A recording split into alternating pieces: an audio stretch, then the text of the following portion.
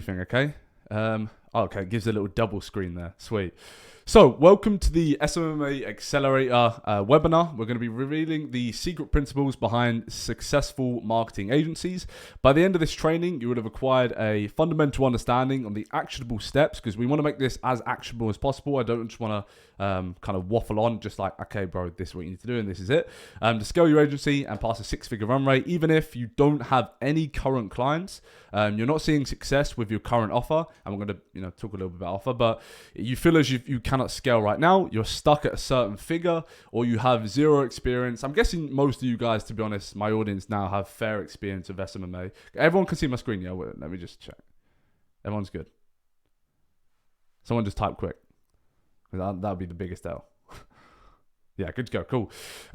Cool. So in order to make this sure you're receiving the most value as possible and not bore you from my voice, I've brought on Xzavier. Muheez is a guest, but there's also another guest coming on at the end. It's a disrespect to Muheez that he's not the special guest, but I know Muheez is going to kind of save me and drop the game, so that's why he had to be in the middle.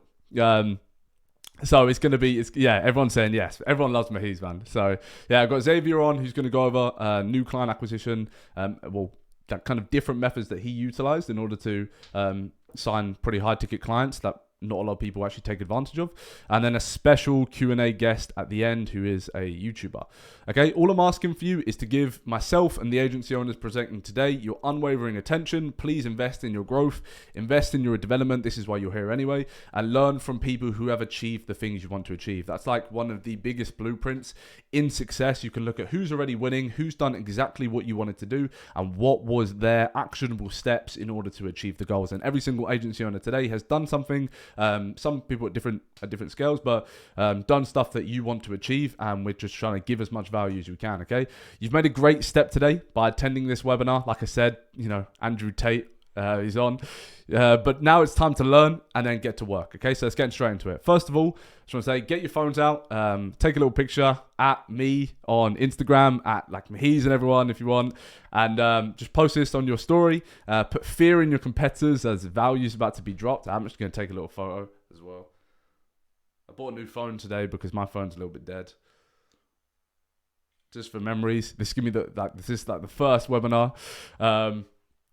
Just put fear into your opponent's eyes, as as everyone's gonna kind of jump on, give value, and we're gonna go from there. Okay, I'll repost all of you guys as well on my story, so that would be cool. Yeah, I've got 3 mentions already. Here we go. And so cool. So I just want to go over, first of all, my greatest introspective insight in my entrepreneurial journey so far. If I was a little bit of a bigger YouTuber and there was like thousands of people on this webinar, I probably wouldn't go into this because it's very, very difficult to explain. And some of you will be at different levels of intellect, so you will have read different kind of books and you kind of understand what I'm about to break down. But it's so important that I have to put this in, just so you guys can really, start gathering awareness of this. Okay, so if you and me were on a one-on-one coaching call, you've paid me for one-on-one coaching, and you ask me, hey Luke, what's the biggest kind of psychological insight mindset-wise you have occurred/discovered in efforts of scaling your agency, SMA, your company? It would be the framework I'm about to break down. So it's super, super important. I'm going to try to explain it to you as best as I can, so your mindset can go, oh wait, yeah, fuck, like I've experienced that in my life and I kind of understand, and then I can use this knowledge to build a better life and actually do what you need to do. I believe, first and foremost, the most important action any founder can take when trying to, this is my life path. I want to build a company. I want to build my own business. I want to build my own online income. The most important step you can first of all take is becoming aware of your self-image. Now, for your entire life, you've gone through yourself as just, I am me. I do the things I do, but not really have we ever analyzed why we're trapped in these loops of habits and the beliefs that we have about our capabilities, about, our mental limits, our physical limits. Like, we've never really actually questioned that until when we got a little bit older.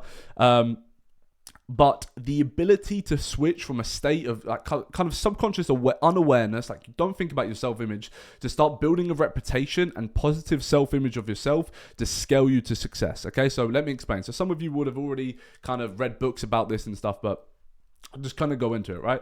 You must understand that everything you believe you are capable of achieving right now is merely a process of self-limiting beliefs compounded and reaffirmed via your actions built out over time. Okay, so I'll say that one more time. You must understand that everything you believe you are capable of, so the goal, the revenue figure, the ability to do deep work, everything you believe you are capable of achieving is merely a process of self-limited beliefs compounded over time. So day after day, you believe these beliefs are true. And the belief of that is reaffirmed because of your actions, right? So I'll kind of explain, go into it. So this can be in the form of your goal revenue figure. So I want to hit, it's the infamous 10K a month. Trust me, your life isn't like sorted at 10K a month. Muheez and everyone could agree. It's like, you think you'll get there and it's like, life's new problems.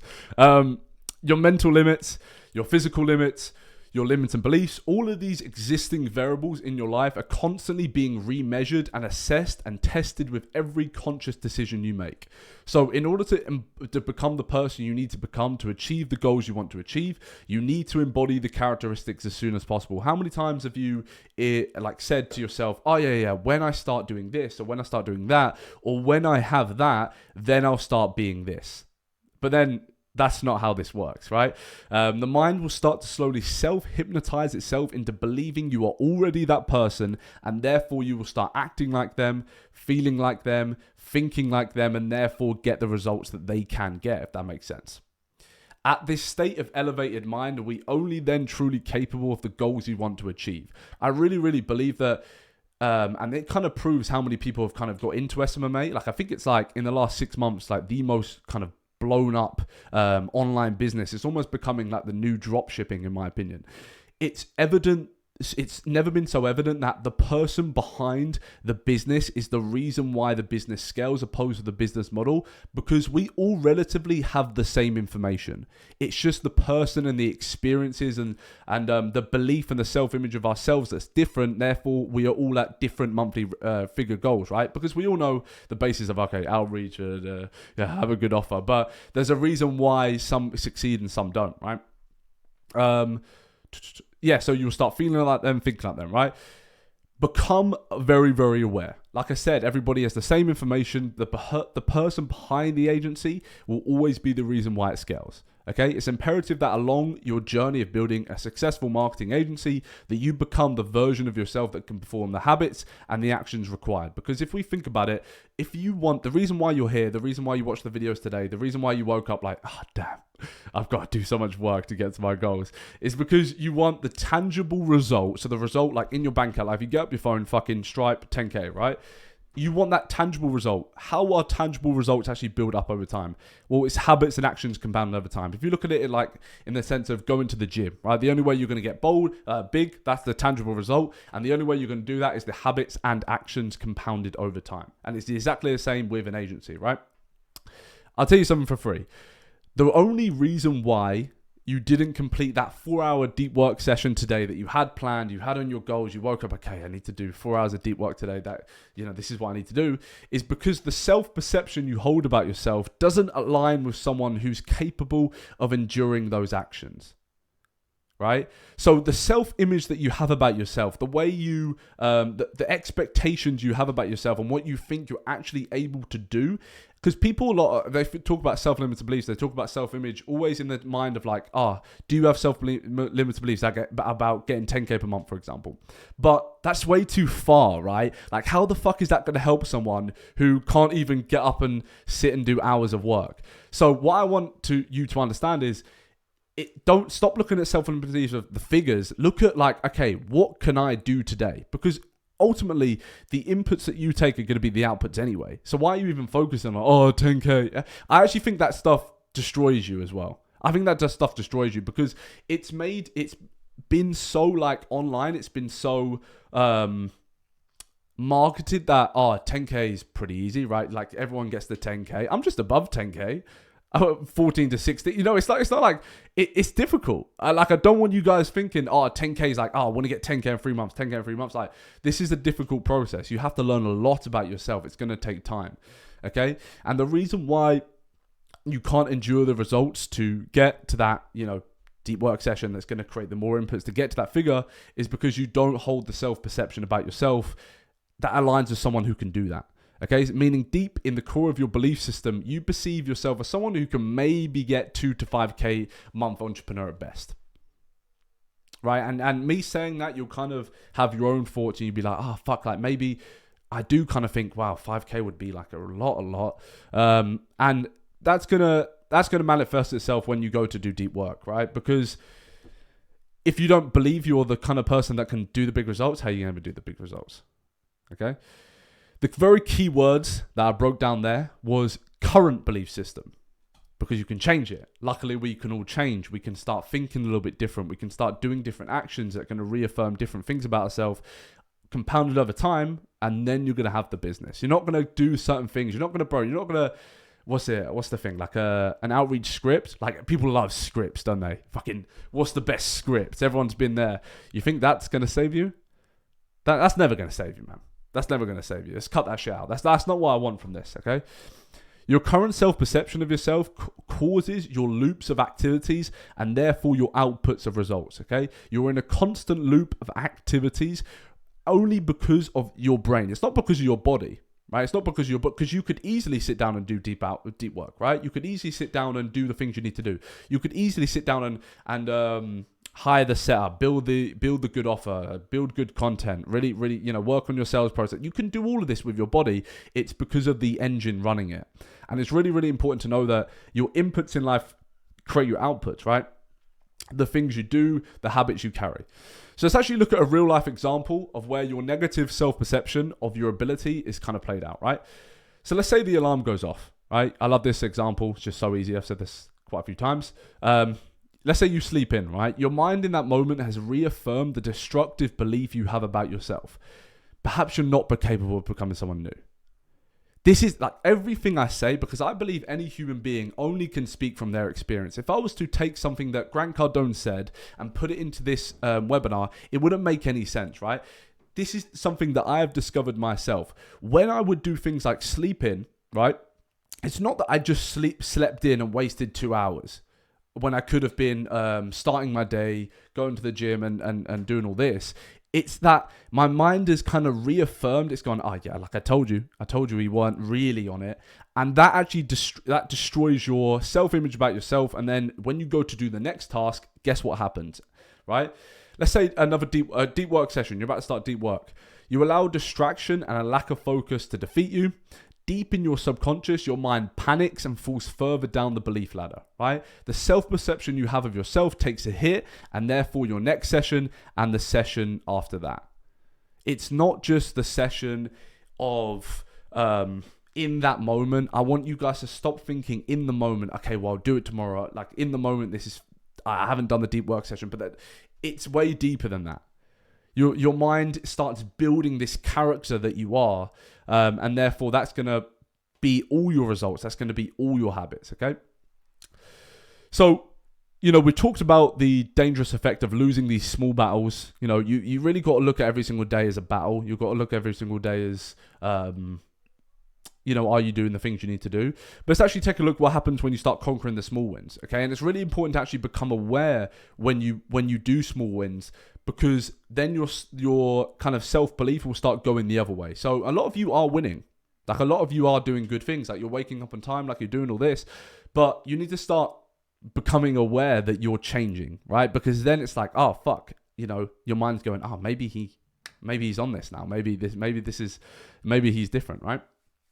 Because you've all heard the advice of make your bed first thing in the morning. But we all know that doesn't tangibly scale your agency. It's not going to book you appointments. It's not going to do any of that.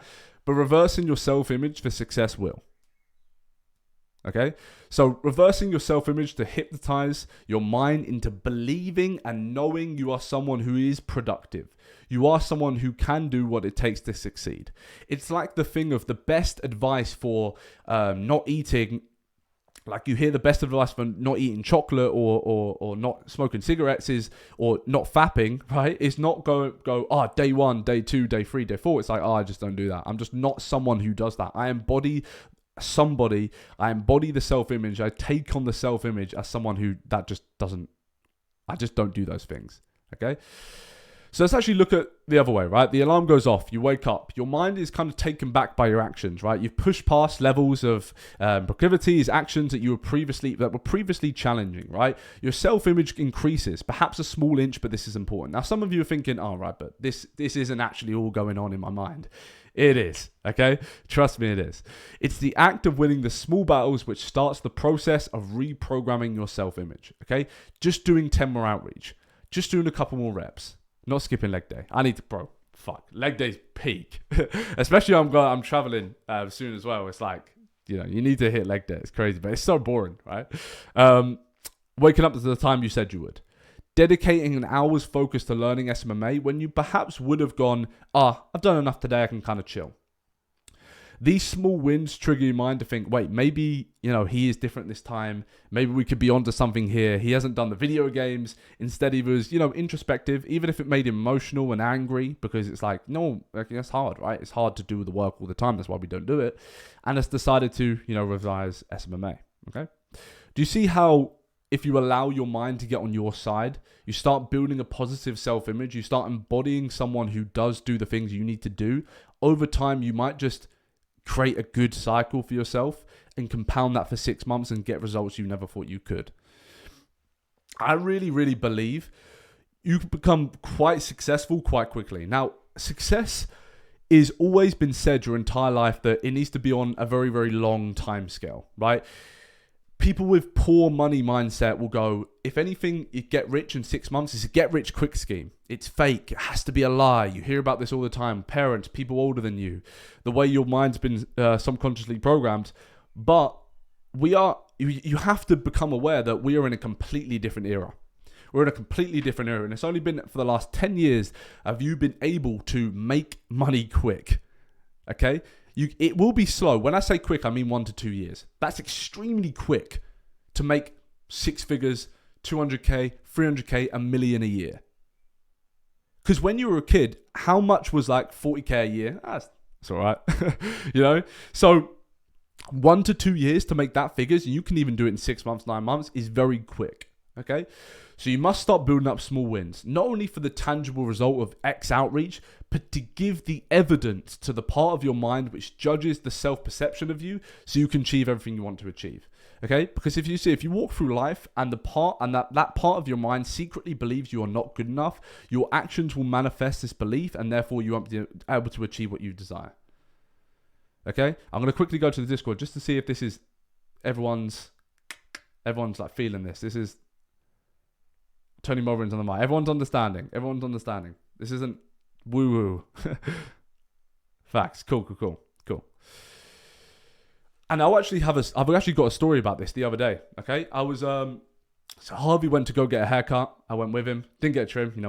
Keep my trim nice. Keep my trim thick for the ladies.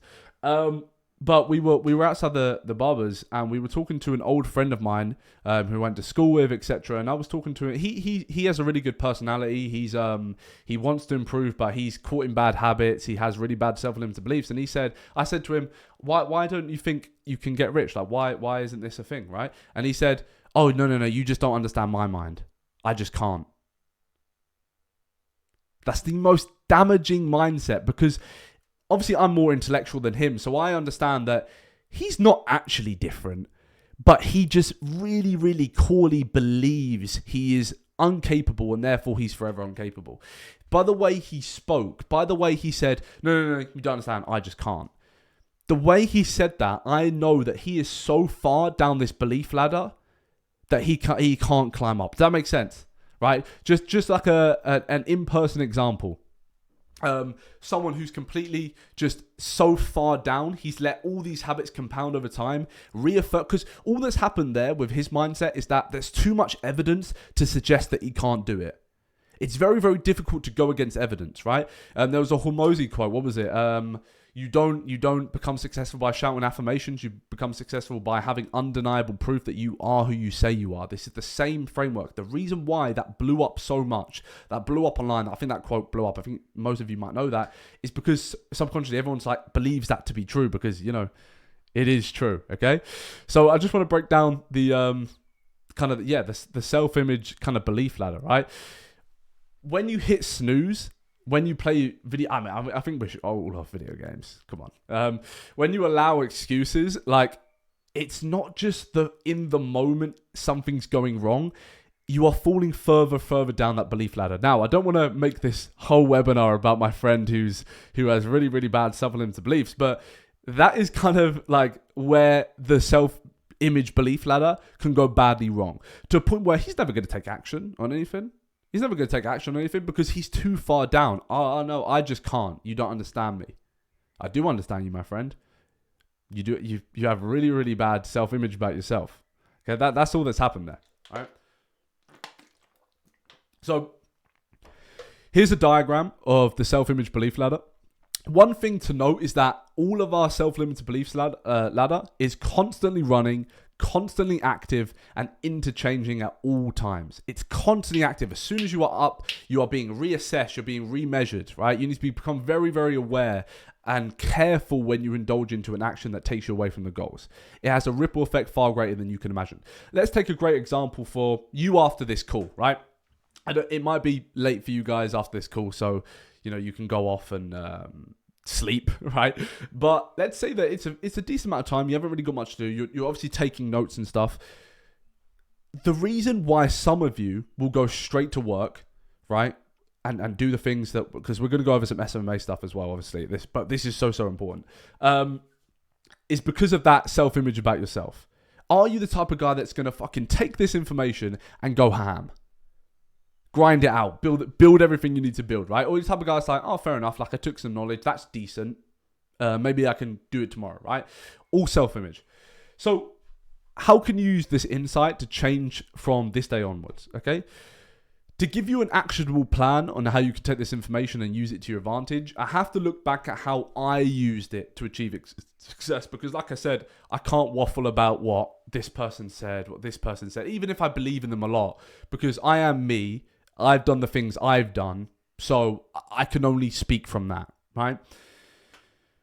I had a first draft written out for this part. That was admittedly a slight lie, because I know some people hate to hear the truth. Like, I was slightly chatting shit, but I've decided to explain how I actually took this on board, right?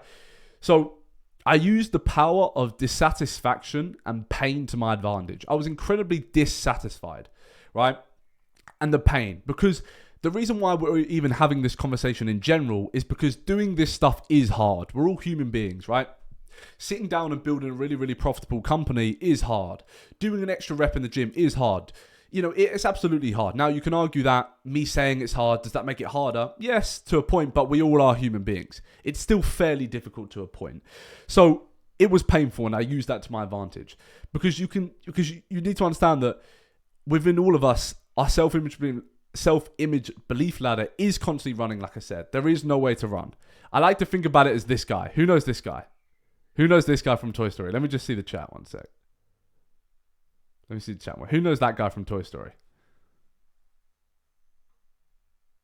Come on, I want to see a chat here. None of you Toy Story? Come on, boys. That's not the GOAT. No? Damn. No! He gave me Light when I was younger. So a few people know him. I haven't. I haven't watched. Okay, anyway, right? You can kind of get the point. This is the part of your mind that's reassessing, looking at your actions, going, come on, bro, don't do that. It's constantly on lock. The point is, by this image, that it's constantly on lock. You're constantly being watched. You cannot lie to yourself. It's impossible to lie to yourself, right? You can't do it. Unless you're really drunk. Then you could probably lie about, this girl looks good. She don't. She don't. It's when you have to get a 7, right? 5-4. The next time you go do something you know you deep down shouldn't, don't focus on the pleasure. the instant gratification, right? Focus on the damage this will have, and how you'll perceive yourself after. That's what I wanted you guys to get to, because that's so important.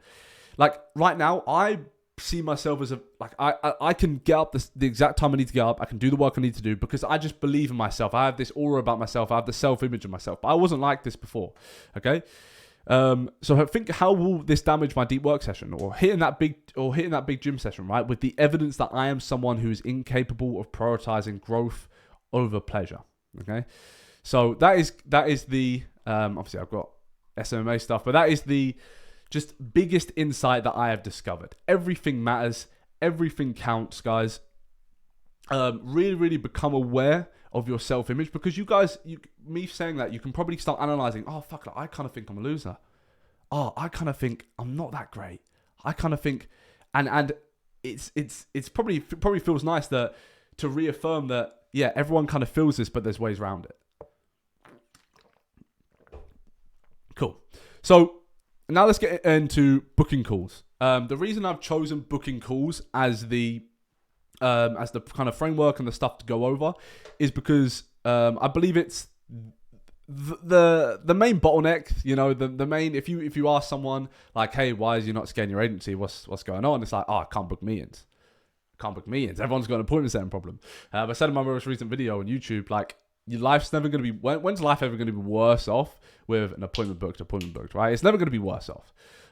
So I'm going to break down the key insights, the basic kind of premise of booking calls, implementations, processes to book a high amount of calls. These are the systems and processes that I've personally leveraged to book 30 plus sales calls in a single week. Within 48 hours, I think there was an offer where we booked around 24 sales calls. So this shit works. As a founder of an agency, I'm going to take another sip of water while I just watch the chat for a sec.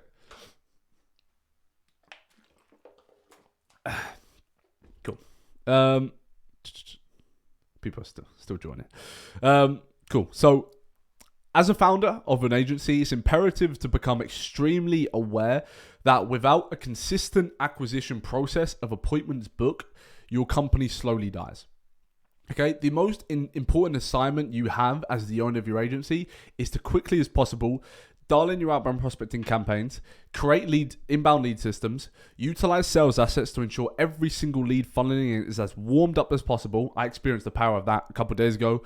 When we closed the client, it was like, bro, it's so. I all wish you could feel how beautiful it is when someone is so warmed up to who you are, so warmed up to your offer. There was absolutely no chance he was ever saying no, regardless of how bad my sales skills are, right?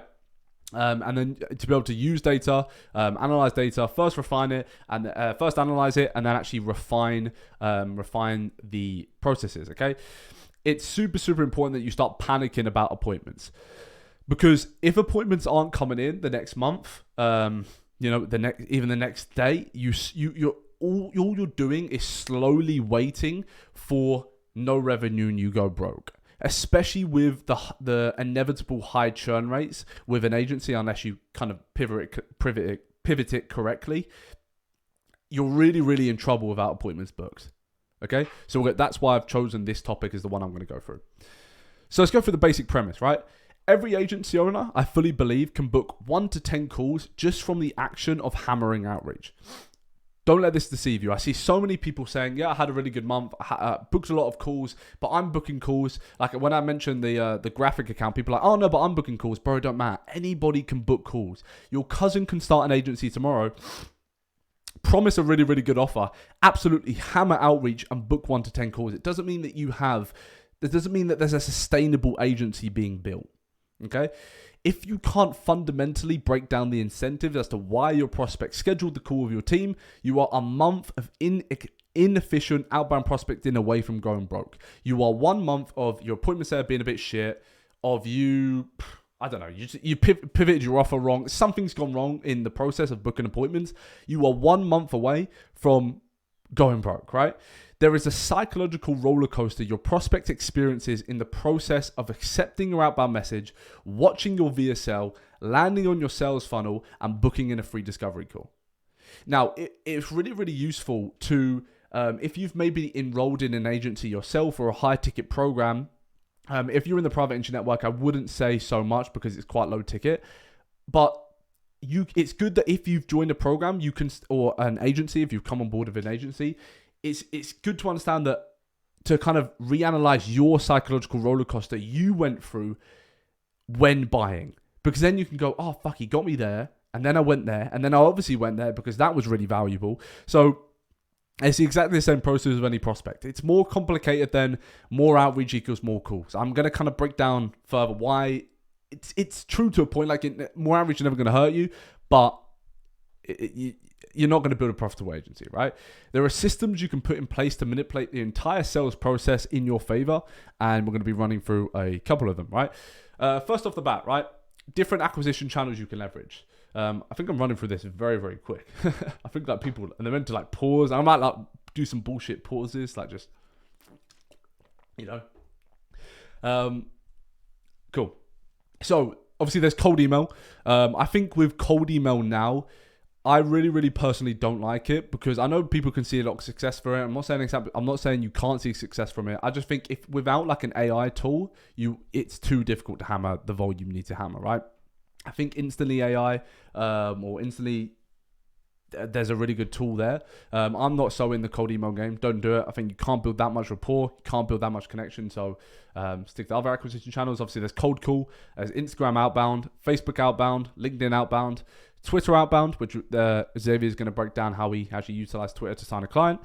Inbound leads, paid ads, walk-ins. If you've got like walk-ins, obviously not everyone can do, but events, so maybe virtual events, so online webinars, or in real life events, which again, Xzavier is going to break down later on in this webinar, or a warm email list, which I also I haven't got written down, but I kind of want to break down, like, why haven't you built a community? Why haven't you built a community? Right? Cool. So the best outreach is completely offer dependent, right? If you're running a Facebook ad offer, I would say cold calling / email, maybe walk-ins are going to be the best form of acquisition. But if you're running an appointment setting or maybe content offer, perhaps paid ads or IG outbound may deliver a high success rate. I remember when I was at the start of my journey and I'd watched the videos of, what's the best outreach method? Everyone's typed it in. We're all guilty, right? And I realized now, like, what the fuck does it matter what this guy says? Even if he's successful, it doesn't matter what he says. He doesn't know my offer. He doesn't know my brand that comes with the offer. He doesn't know my guarantee. Why am I going, okay, someone said cold email is the best, I'm going to go hammer cold emails? That's never how you should look at anything. Yeah, so obviously, where are we? Outbound may deliver. High volumes of outreach, is important. No matter how strong your conversational framework is, your sales assets, your case studies, cold outbound is difficult. We've all experienced it. You have to send volume, of course, to run successful outbound prospecting campaigns. But in my opinion, consistent volume is only created by hiring an appointment setter, or having maybe multiple setters. I know they're kind of called growth specialists now, but they're a little bit more advanced, but it can only be achieved through a setter. Like, I don't care what you think, you cannot hit consistent outreach numbers day after day after day. We've all tried it. We were all there at the start. We woke up, okay, 7 p.m. to this. I'm going to do outreach, and I'm going to bang outreach out. I'm going to put it in the tracking sheet of my own. At one point, your competence and your consistency will crumble. You can all kind of introspectively in your head right now be like, oh, fuck yeah, like he's right. Like, bro, I tried it for 5 days, fell off. You need to hire a setter straight away, because then they can't miss, right? You're going to miss. If you were meant to be an appointment setter, if that was what you wanted to do, you'd go become appointment setter. But you want to be the agency owner, okay?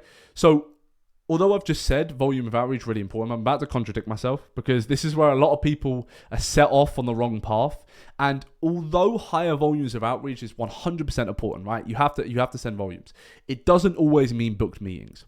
And when you start booking a lot of meetings, you start understanding this. A lot of people, when they're around 3K, maybe even nothing per month, and they can't really book meetings, they think, if only I had more outreach numbers, then I can book meetings. But it doesn't really work like that. So that's why I put in more outreach equals more calls, or does it, right?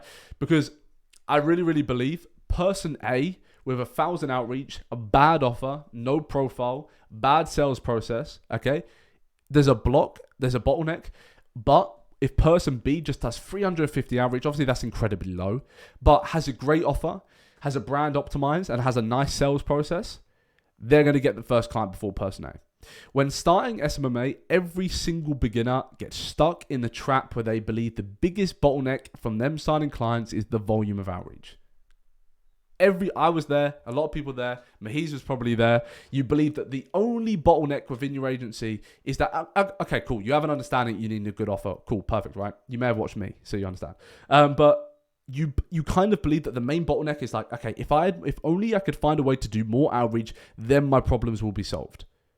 And although, look, right, of course more outreach will never hurt.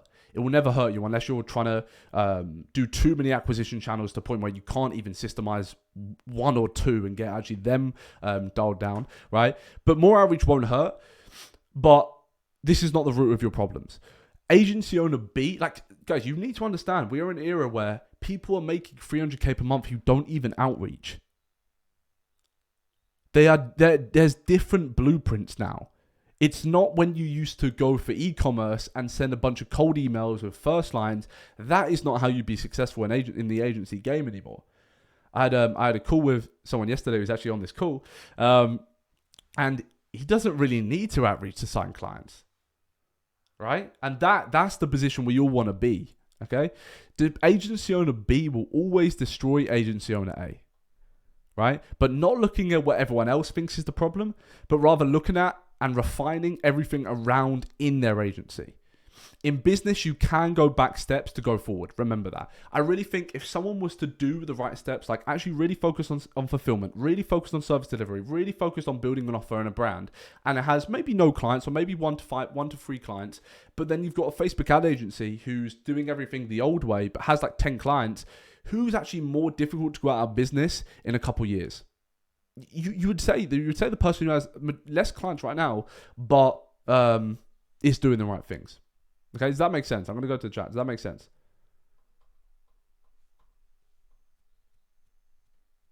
How much outreach do I consider a good amount per day? It's really annoying because I say like the amount and everyone's like, how am I ever supposed to get there? But if you can do 300 to 400 per day, that's insane. Like that's going to be very, very good. That's obviously very high, but it's just so hard nowadays, right? Like if you're doing 50, you're done out, right? Like, but like I said, right, if I was to do 50 outreach, maybe it would be a little bit better than if you were to do 500. That's a lot of scale, but you know what I mean, right? I'm just going to read what's everyone saying. How the fuck does no one watch Toy Story? That's mad.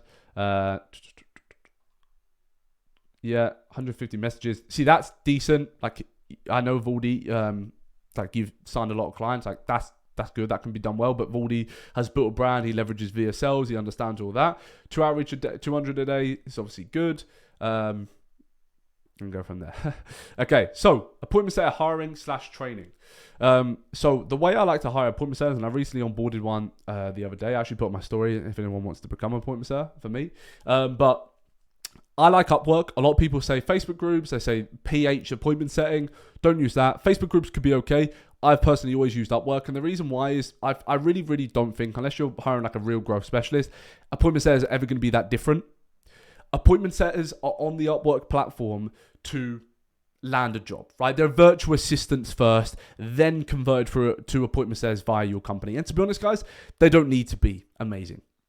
Okay, you just need to train them. It's all about your training. It's nothing about finding the best appointment setter. They're on Upwork. Bro, they're going to take a data manager role if it comes through. It's about how you develop them.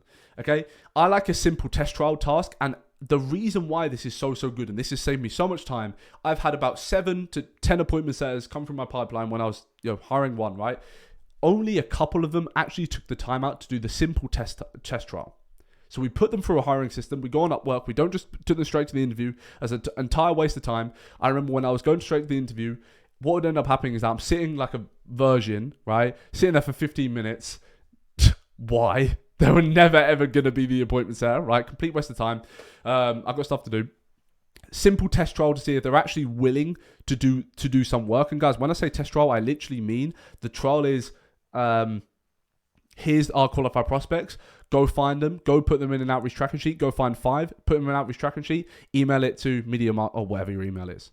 Okay, that's literally it. Simple test trial, but she done it and she's an extremely competent appointment setter. I'm really happy with her. But if I was just to go for the interview route, or maybe just the route that people say, I'll just get the appointment setter, put them through the training, and then put them through the training, it's like I would have never found her because she was quick, everything I like, and we went through there. Then we put them into growth training. So I'm actually going to show you, I'm going to go through the training models, but this is how we kind of structure the growth team. And if you guys want this sheet, this would be, that's fine. So there's a couple VAs put in here at the moment. But pretty much when you actually put them into the growth training, which is, if I go back here, the modules that we like to train on is offer training. They have to know your offer, how they're going to sell something when they don't know what it is. You can't shoot the bow and arrow at the target if you don't know what you're selling, right? So the first thing we do is ramp them through offer training. This is in the growth training phase. So they've done the chest trial. They've come out whoever's quickest or just done good leads. Like for example, we received some terrible leads. Didn't even listen to the qualified prospects that we put through. Can you just see from the get-go why I don't want that person in my company? Because even on a simple Google Doc, do you not think that we're going to run into problems further down the line? Okay, so that's why I do a simple test trial. Into the growth training, which is offer training, qualified prospect, speedy lead sourcing, I'm going to put filtering the dead ones. There's a mic in my way.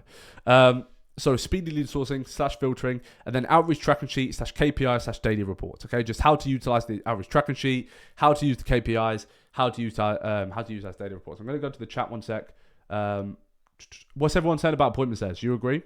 That makes sense with the test trial.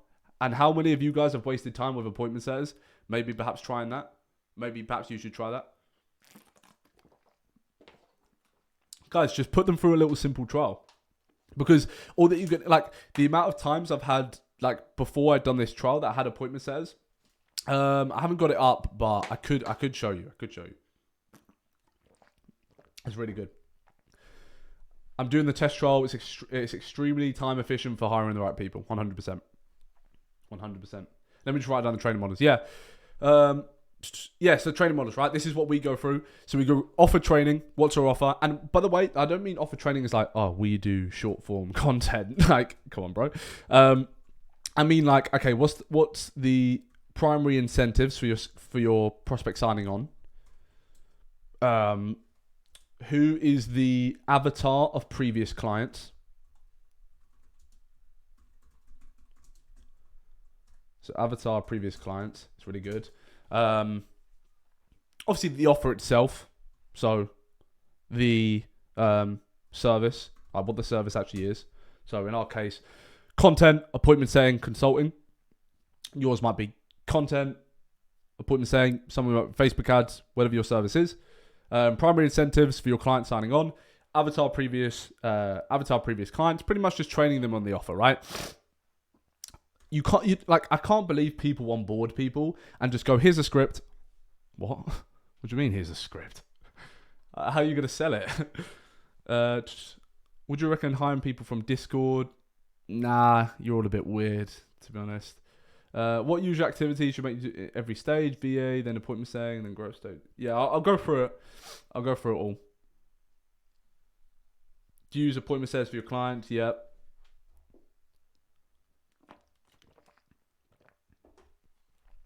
Yeah, I'll go through that. I'll go through that. But I want to stay on appointment setting for a sec. Then qualify prospect. So understanding who the hell you need to be targeting. The biggest waste you can do in an outbound campaign is just message bare people that were never going to sign on anyway.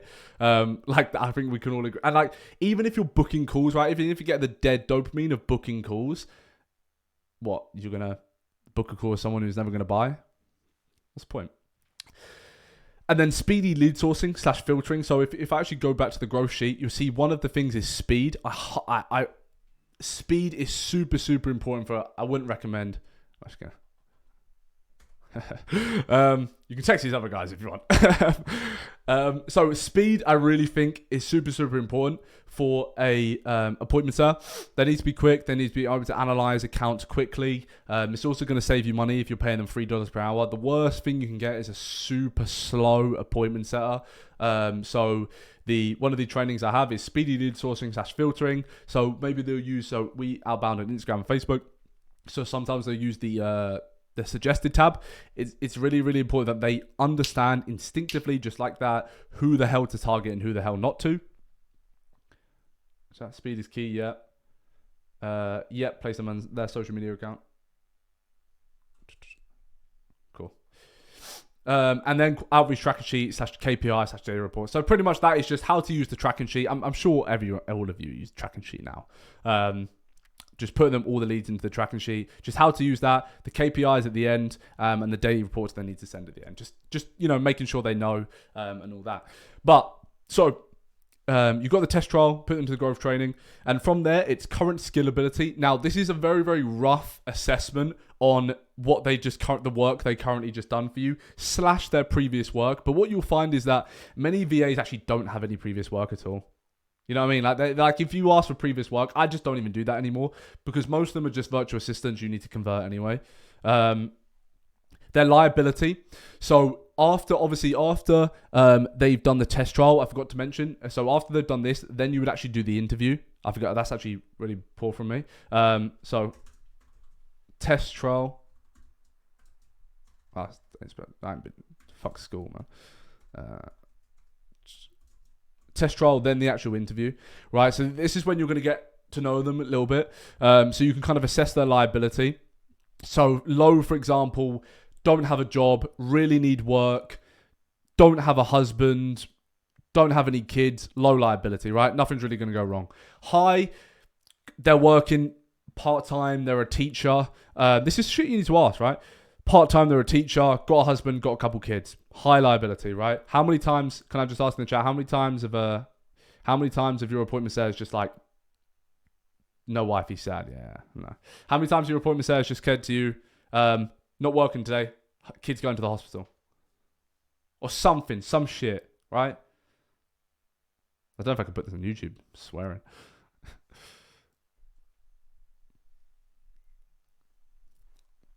Nah, he's got YouTube, don't worry. Every week. Yeah, right? So it's really, really important that you actually, straight away fired, that's good. It's really, really important that you actually assess, okay, what is their liability levels? Are they a liability? And this is the stuff that you can just cut out, guys, because you don't want to be wasting your time. How many times as well, I'll ask you, how many times have you gone, okay, I'm going to set up an outbound campaign. Okay, I need appointment setters. And then you actually notice how the process of hiring the setter takes like 3 weeks because, they're a bit shit, or they dropped out, or they didn't want to do it, or their liabilities are. And then you've gone 3 weeks wasting when you could have just started then and there, got your appointment set in 3 days, ramped them up. In the space of 5 days, I can get my appointment set very, very trained and know that they're going to stay with me for months to come, right? Like my first appointment set, I ain't got rid ages, right? So this is super important to know. And then we move on to speed. Like I said, how quick are they? How quick are they to respond? How quick are they to undergo training? Sometimes you need like little revisions, like, this lead wasn't as good. How quick are they to refine? You know, the speed's super, super important. You want someone who's as quick as possible. It's like when it's like the old advice you used to get when you watch SMMA videos, like, when you have a client, if they have a problem, don't talk to them for 2 days. You know, you're busy. What the fuck is that, bro? One of my clients actually said, the reason why I love working with you guys is how quick you are. You know that advice? Like, you're busy. I heard this from a big YouTube. You're busy. You know, you don't need to be replying to your clients that have problems. What the hell? What the hell?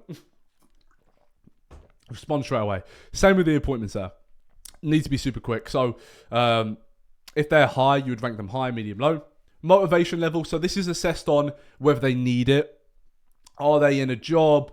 Have they had other previous work and your wage is a little bit less? So there's a high possibility that they're going to like not work with you. All this kind of stuff, actually assess their motivation level. At the start, would I suggest building this whole thing out? Why not? But don't let this slow you down. This is after like having many appointments there, and obviously we need them for our clients. So we have to put them through this. But if you are just beginning off, guys, just go get your appointments there. Put them through the hiring system, absolutely. But this isn't necessary. Don't waste. I don't want you guys wasting a month building this out and stuff. But I would suggest building this out, to be honest.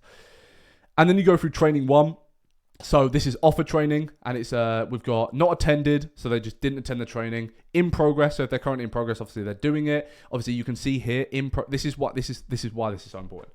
In progress, why did it never get complete? Well, they fucking left, didn't they? right? Completed, approved. So if they're completed, it's just awaiting approval. So we'll get them to do a task. So explain the main incentives of the offer. Explain why a prospect would sign on to this offer. Then you have someone look at it. Primarily, like at scale, you're not going to do this. You're going to have someone look at it and someone literally manage the sheet and go, okay, approved, moved on. Training 2, speedy lead sourcing, I believe. Qualified prospect, sorry, yeah, of course. So qualified prospect, have a task, go find some prospects. If they've already sent you the qualified prospect, you can just approve, you can move on. It depends how quickly you need to be. You need an appointment set up. Completed, approved, in progress, training in progress. You know, you've got it, right? Put them through the training, you can just map out who's good. Now, for this final shadow, this is where we move them on to a trial day. We actually pay our setters if they do a good trial day. We're actually pretty fair with it. Like, it'd be easy to say, oh no, it wasn't good enough, don't pay. And this is where they're actually going to be shadowed, okay? So you need to sit with them for an hour. Doesn't need to be longer than an hour. Just sit on them 30 minutes to an hour, and this is where the final shadow is approved, and you can go yes or no. And if it's not approved, absolutely don't fire them. They're at the beginning. Maybe they're not that great right now, but maybe they'll be good in the future, right? But it's really, really important to have that trial day, see their true competence. Like, bro, I had someone, what was it? Oh my God, this was funny. I had someone who didn't even know how to use Instagram. Like, I was shadowing, I was like, you're not really cut out for this, are you? And he just didn't know how to use Instagram. So it's super, super important to have that shadowing session. And also, you don't realize how much you can train your appointments there during a shadowing session. Like, they can learn a lot by just you shadowing them. So super, super important. Don't be nervous to get on a call. It's boring. Shadowing sessions are one of those boring things of SMMA. But all for the grind, right? But really important. And then from there, once they're in, you can do more training sessions if you want. You can refine them more. If you can look at the average tracking sheet, okay, well, these leads weren't so good, etc. But from there, you hire. And that's the process. So the training models are the offer training, so the primary incentives, etc. The qualified prospect, so actually explain the demographic, explain who they are. The speedy lead sourcing / filtering quickly, and the average tracking sheet, KPIs, and daily reports. Now, one thing I was actually going to miss out. Payments. Who wants to know about payments for appointment setters? I'm letting you guys put yes. I sip water.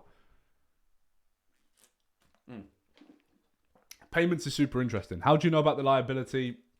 Do you ask their background? Yes, you just ask them. You just ask them the background. What current other jobs they in, what jobs you've worked before. What's your family life like? We really like to build a good company culture. Chat some shit. Cool. So I'll just ask a question here. Commission versus hour rate. Now, if you have an agency where it's actually quite easy to book appointments, commission does work and they will go from that. But if you're if you've got an agency where you're struggling to book appointments, you can't really book appointments, don't be a brokey. Don't be a brokey and want commission. Like, pay them. Well, I'm gonna show you a little hack, but pay them. Right, pay them. Don't. That's really brokey. That's brokey stuff. Like begging commission. Like, if you can get commission, perfect, absolutely, fantastic, right?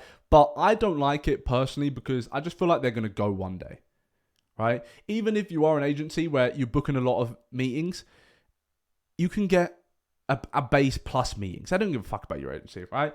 So, payment. What we actually discovered and what we kept having the problem was with that. So we'd pay them $3 an hour, but the problem is they'd only work for 30 minutes of it because of Instagram ban. So obviously, who's had the problem with Instagram, right? Instagram banned you. If you're doing Instagram outbound, Instagram doesn't allow you to send messages. It banned you, right? Restrictions, of course. Why the hell are you paying them for the hour then? If they're just waiting to they're just banned, right? So a thing you can do is actually just pay them a monthly salary. And this is actually going to be way, way cheaper and more effective. So what we do with our appointment setters is simply go, look, you're not on an hourly basis. You can work whenever you want. I don't care. We're in different time zones anyway. I don't care. Just get these messages done. And we'll pay you, right? Get these messages done. Get these follow-ups done. I want to see the daily report to the end, and I'll pay you monthly. So much easier, right? Because then you control the payment as well. Well, not messages. I wouldn't say messages, but just your standards. So I wouldn't say, oh, 20 messages equals this payment, just what you are trying to do. So for example, 200 messages, right? What you're trying to do. And then you can pay them up front for the month, for the halfway through. And then when they're finished, pay them then. Now, you don't absolutely have to do that. I'm not saying that that's what you have to do. I'm just saying it's a choice instead of paying $3 per hour, where if they're just set on Instagram, for 30 minutes, they're going to get banned. And then you're just sitting them paying them for no reason. And also, I like the control thing. I don't like how Upwork determines my payment at the end of the month. I don't like that. I like paying here you get paid, cool, bye. Right? I don't like the fact that Upwork, like they kind of control it, and Upwork is paying out of my bank account. I don't like. I like seeing my money. If that's just that might just be me. I don't know. Everyone see that? The control factor of it as well. Because you control the payment then, right? Not that you were scamming. You're not going to scam. You're going to pay them. That's what I'm saying. Don't even do commission. Pay them. Pay your team. I like paying my team, but I don't like the fact that they might be sitting there for 40 minutes, not doing anything because of Instagram ban, which you can't do anything about. You just have to let it rest off. There's no hack. Just let it rest off. So we're just paying for the month. 300, 250, something like that. You're paying commission as well if you want to. I mean, you can't create a payment bill, I believe, but you don't need to use pay. Paying is just an example, right? Just an example. The point is, don't listen to agency owners who say there's a direct way of paying. It's your company, okay? You can do monthly if you want. How many of you would have thought of that idea? None of you, right? Because that hasn't been programmed onto you. You've been programmed to be $3 an hour, $3 an hour. And of course, that's fine, right? I'm not saying it's a better way. It's completely subjective. But you also need to be creative. If I wasn't creative about the hiring system, I didn't see no... Yeah, maybe. I didn't see any video on the hiring system, like how to use our hiring. I just built it myself. Because I just needed it, right? But a lot of people don't think like that. Bro, so Muheez has just paid my VA for 5 hours. She did the average in 30 minutes. This is what I'm saying, boys. There's a new hack. You lot owe me a fucking drink on that. When I see you guys out in Bali, come on. Yeah, that's a vodka there. That's a little vodka shot for that one. Because, bro, why are you paying these guys? They ain't doing it. I don't care what time you work. People like the ego thing, right? I think people like the ego thing. Oh, it's my company and you work at this time. Shut up, G. Shut up. Just do the work, you know. That is a hack. What does someone pay? What if you're broke? It depends how broke you are. Like, are you broke or like, are you broke? Like, you ain't got money. Or like, can you afford it? Do you have a job on the side? Yeah, get a job, 100%. That'd be my advice. Get a job. If you're broke, hire. Yeah, bro. If you're that broke, come on. You can't be that broke. $2 an hour? Or, in our case, $200 for the month. But go get a job, right? Because time replaces... Money can fix the problems, right? See, how much you pay the monthly? $300. But you could go less than that. I just like to pay high anyway. And I like commission. I like rewarding. But you guys can go a little bit lower. Yeah, you can even go a little bit lower. Cool. That makes sense. That helped everyone out. I don't even bother with the Instagram ban shit.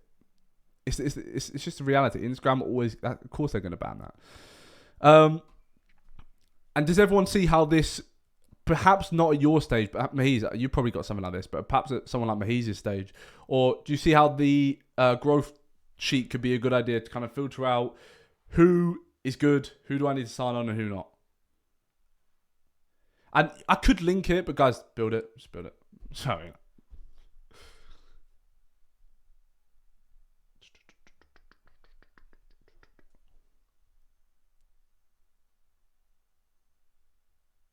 Yeah, Muheez.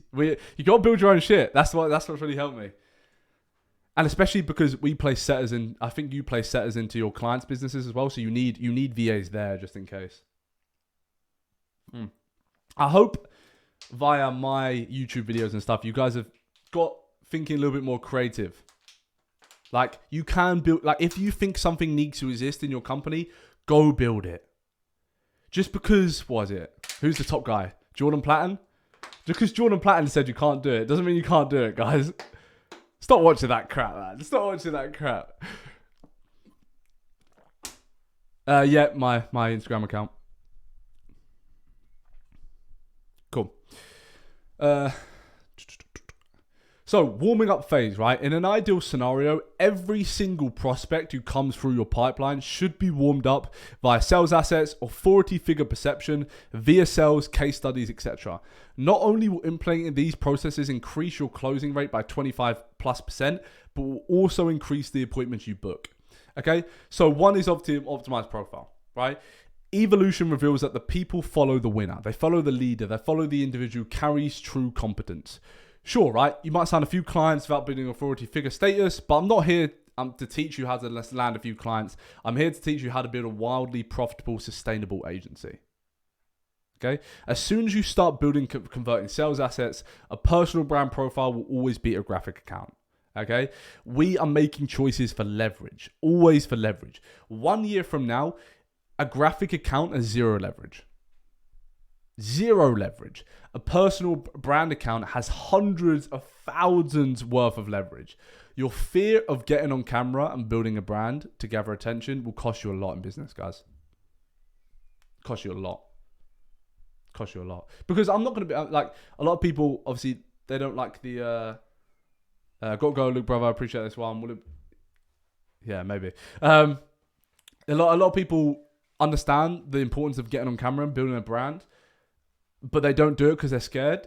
I really want to remove that belief from you guys, because it's truly one of the best feelings. Like, just having attention. I can't believe people don't post every day. I can't believe it. I can't believe there's entrepreneurs competing against me who think they're going to win if they don't post every day. I'll get bored, right? And just post. I'm like, fuck, I need a story. I need people to know me. I need people to start thinking about me, right? 100%. 100%. And that might be a bit weird, but the worst of when your mate's taking the piss. Bro, you just got to get successful, man. Cool. So, yeah. We are moving into an era of SMMA and online marketing in general, where the risk of replaceability is too high. It's scary high, right? AI and the volume of people starting online service businesses have made a personal brand a necessity. Could you have gone maybe a year ago, maybe even 6 months ago, done a Facebook ad agency, cold email, bang, sign clients? Yes. Can you in the future? Yeah. But why do you want to do extra work? I personally don't want to do that. And maybe you're better than me, fair enough.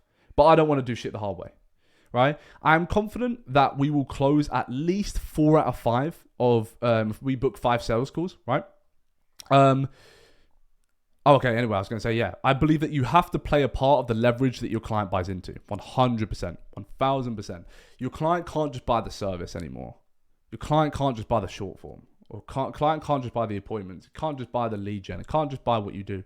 Even if it's not a personal brand, it's just what you've been able to do, how you consult your clients. That needs to play a role. Your clients need to buy into who you are as well. Because as well as my service, right, I am an asset to buy into. And this is so powerful. You want to avoid the reality whereby every single month goes by and it's not becoming easier to book more sales calls.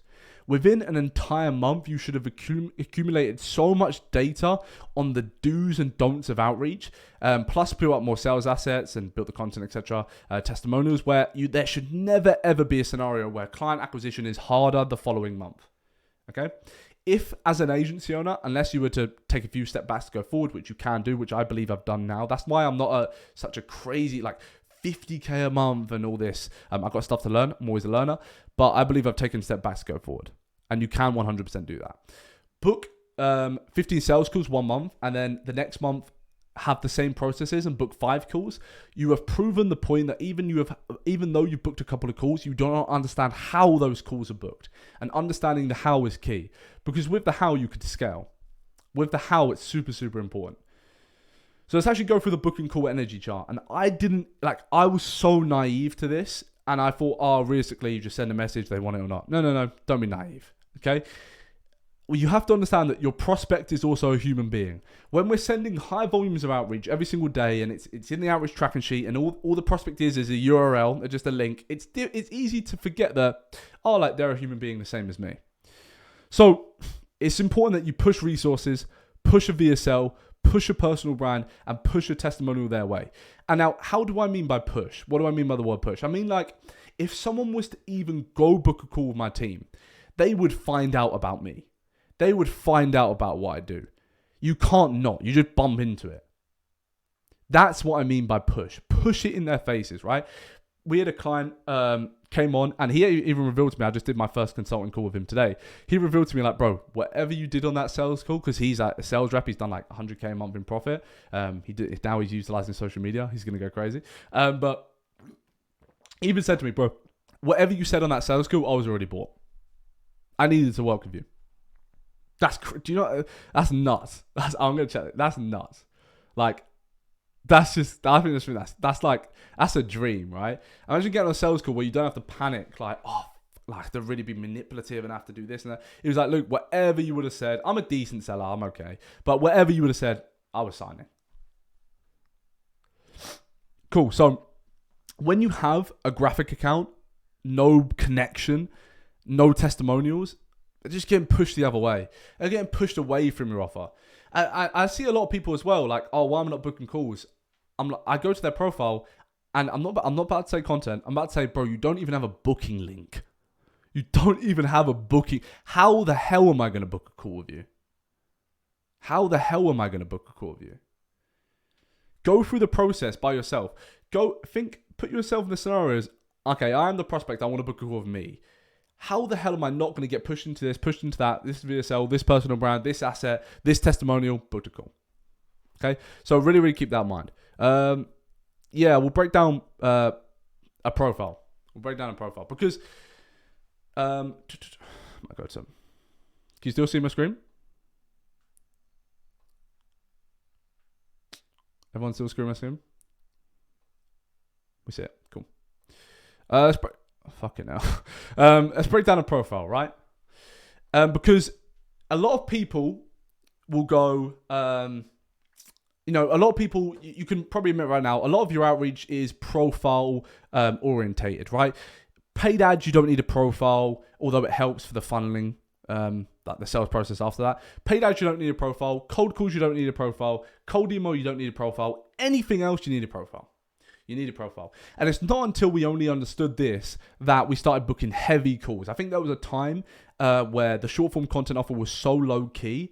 Bro, the amount of calls we were booking was silly. The amount of, I said to the guy I was on a call with yesterday, guys, you probably all know who the special guest is, but I was on a call with him. I said to him, we scaled to a point where we had so many clients that I was too shit for the clients. Like, we had like 12 clients short form, like all just short form, right?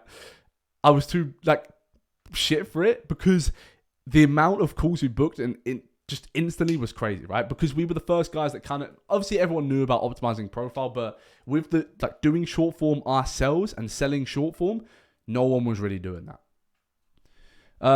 Cool. So obviously first thing is a head profile, picture of you, nothing too complicated. I want to update this actually, but yeah, just a picture of you, nothing too complicated. A nice headline. So what your company is, what your agency is, and your headline. So for example, for us, we scale coaches and consultants and also course creators, high ticket info product sellers to 15K monthly recurring revenue in 90 days guaranteed. You'll have your own headline. Please don't copy, guys. I see a lot of people copying. I think that's going to get them successful. It's really cringe. I'll change my headline, and people I'll see them change their headline. Like, just because you put done for you, and you ain't booking anything, bro. Linktree, yours will be the booking call probably. So you just have a link down, booking call, headline, nice. Your highlights is a good opportunity to show what you do. So agency work, there's a bunch of testimonials on there. Obviously student results as well. Interviews, this is just a way to get them onto the YouTube. This is a way to get any coach, any consultant, any agency owner onto my YouTube straight away, as I link it here. Lifestyle, just to present who I am, what I've done, just so you get to know me a little bit. Vegas, that's nice. Agency network, same thing, right? Yours might be about you, lifestyle, etc., right? Now going into your content. First of all, I would always, more content's never going to hurt you. It's never ever going to hurt you. Obviously, I push short form content because I do short form content. I think whatever offer you're even doing, you need to push short form in some way. Like even if you're doing a Facebook ad agency, people start knowing about you. People start knowing about your stuff. Like I cannot believe as an entrepreneur, people don't post every day right now. I can't believe people don't post every day. I just can't. I'm like, bro, do you not understand like what this game's about nowadays? But yeah, I post short form. Post a little Twitter post just to optimize the profile a little bit. Get a little difference. You don't want just a bunch of shorts. It looks weird. A few other things like Grand Canyon or wherever you go. Flexing at that point. But you know what I mean. This is an optimized profile. How many followers do you need to have? That's a conception. Although actually no. We'll go. Chat rambling, bro. Am I rambling? Am I going on? I've been speaking for a long time now, guys. Quite quickly. I talk insanely fast, so allow me. Any questions about an optimized profile? So I have a little bit of a whereabouts. Ritik. How you doing, bro? Any questions about a profile?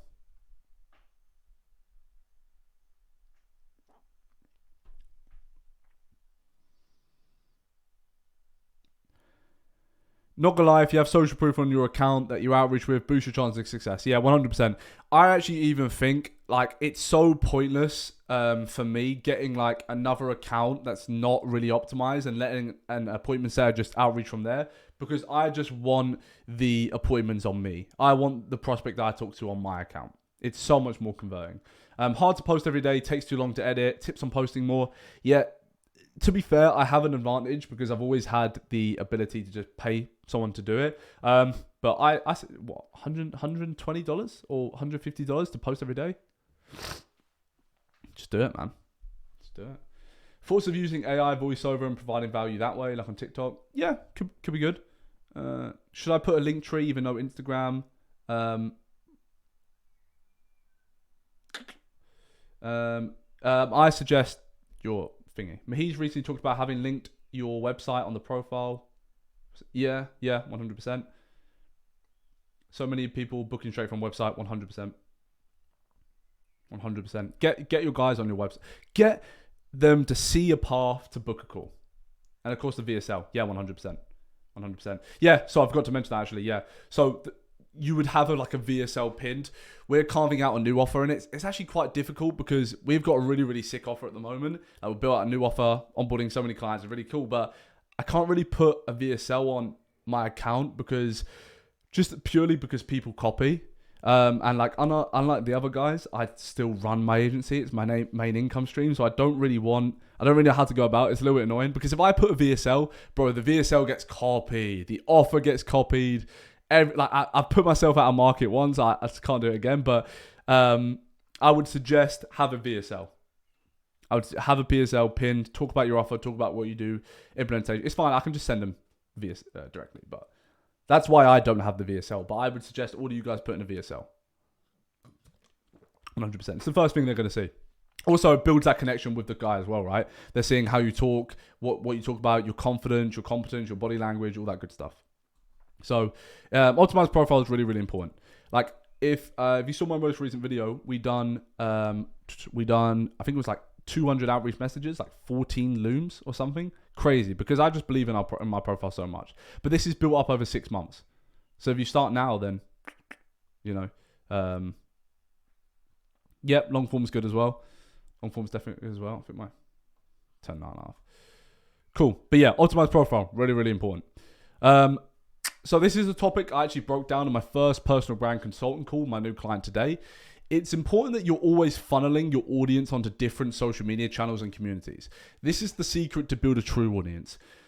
If you want to build a true audience, you need to diversify your audience. This is super, super important. If you want to find me on TikTok, you'll find me. Go at me over there if you haven't. If you want to find me on Facebook, you'll find me.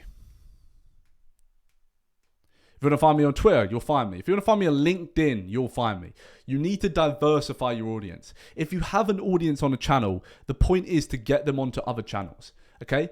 The reason why the name Luke Jackson pops up every day in your life is because I'm diversified everywhere, right? I'm not saying that I'm like, you know what I mean? But you probably open your phone, I probably pop up, right? Not many post shorts. You probably open in Discord, I'm chatting some waffle. You probably open YouTube, I'm there, right? TikTok maybe, you know, promotion, absolutely key. Super, super key. Does that make sense? Like, you need to, like, this is what I've just learned. You need to diversify your audience. For example, if you have an audience on Instagram right now, go put a post up that you've just made a Facebook group and try and convert them over to a different channel as well. Go that you made a Discord community. Go that you've done a YouTube video, right? Go put it on there. You need to diversify your audience. The true secret behind building a real personal brand is by taking like a small percent of someone who watches your main funnel content, so for example YouTube, and putting them onto seeing your lifestyle or seeing a Q&A, right? You build such a connection with the person. The reason why you're probably here right now is because you feel like you kind of know me, right? You feel like you've seen me a few places, you've listened to me quite a lot, you kind of know me. That's why you're here right now. You're diversified, right? Now, some of you might just come from YouTube. I might just be, this doesn't apply to you at all. But I'd actually like to see how many of you have me on YouTube, have me on Instagram, maybe have me on TikTok, maybe have me on Facebook. Now you pop up every day, yeah. Because I just want promotion. I just want to diversify. YouTube, right? But now you're probably Instagram. And it's a bit awkward me saying it, isn't it? Because it's like, oh, you're trying to diversify me. In a way, right? But this is what you need to be doing as well, right? So this is what you need to be doing as well. Diversify your audience. Yeah, every time I open a YouTube and IG. Okay. Say if I go on Spotify, say if I do this, say if I do that, you're going to know me more. It's how you win nowadays. Every person winning has attention. Every single entrepreneur winning has attention. The people making 300, 500K per month, do you think they're doing cold outbound like you? They're not doing cold outbound like you. They're never doing cold outbound like you. They're just organic, right? That's the importance of having a brand. The way you build a brand is to scale who you are. And it's a little bit awkward. It's not why many people can do it, because you have to be completely authentically you. If you're stiff on camera and stuff like that, that will play an effect. So for example, I'm quite me on camera. I'm fairly confident on camera. Therefore, you're seeing the personality of me. Therefore, you feel more of a connection. It is harder if you're a bit stiff. Like if I was right now just like, yeah, no, you need to do that. And that was a bit awkward. It'd be a lot deader, right? But the truth, like if you want to know the true secret, I kind of reveal this to 34 people here. Diversify your audience. Diversify your audience. Whatever you can. Put them on different stuff. Get the same people and put them everywhere. That's how people are going to know you. That's how people are going to know you. That's a follow my, you know, that's why you see all the time. Follow my Twitter, follow my this, follow my that. Yeah. Just get them everywhere. Get them everywhere. Grant Cardone did a fantastic thing. It was like, people don't realize the importance of just posting a tweet and getting you to stop and read my name. You've read my name now. That's attention. A bit awkward on camera because I'm an introvert, but I'm getting comfortable more. To be fair, I'll do Q&A at the end. Cool, but promo, super important. That's what I was trying to get at you guys. Okay? I'm actually glad just promo, guys, promo. You know, like I said, analyze your psychological process of attending this webinar today. You know me. You've seen this on Instagram. You know me, right? I need you guys to start educating yourselves on your own sales process. I'm going to run through this very quickly now because we've been in for a while and we've got guests. So pretty much, I don't know how long everyone's got. I just want to run through sales process, right? You need to know what you need to do when you pitch the message, positive reply. If they're unqualified, ask conversational questions, qualify your prospect. If they're unqualified, if they're uneducated with an objection, just ask them to see a VSL, convert them that way, and positive reply qualified, you want to see a VSL anyway. Someone actually said to me, I'm looking to book a call. I said, oh yeah, that's fine, but don't you first want to see a VSL on how the process works? A lot of you would have gone, oh yeah, book a call, right? Appointment booked. So you need to know what you're doing when you get replies, right? Second thing with the sales process is email automation. So the primary way of warming up and educating your prospects is via your brand, via sales. But we can further optimize the warming up phase of your sales process by adding email automations to make sure the prospect's reminded of the upcoming sales call. This can be done by Go High Level automations or Calendly Pro. Just little stuff in your sales process just to be tweaked, just to make sure that the whole process is doing well. Go over scripts. Yeah, I just want to. This has gone on for a long time. Now, I want to get a guest on. It's not even the best part. Now, I personally believe that outreach scripts are quite overrated in SMMA. It's the guru's favorite tool. But having said that, I have to appreciate that a lot of beginner agency owners struggle when it comes to building outreach scripts.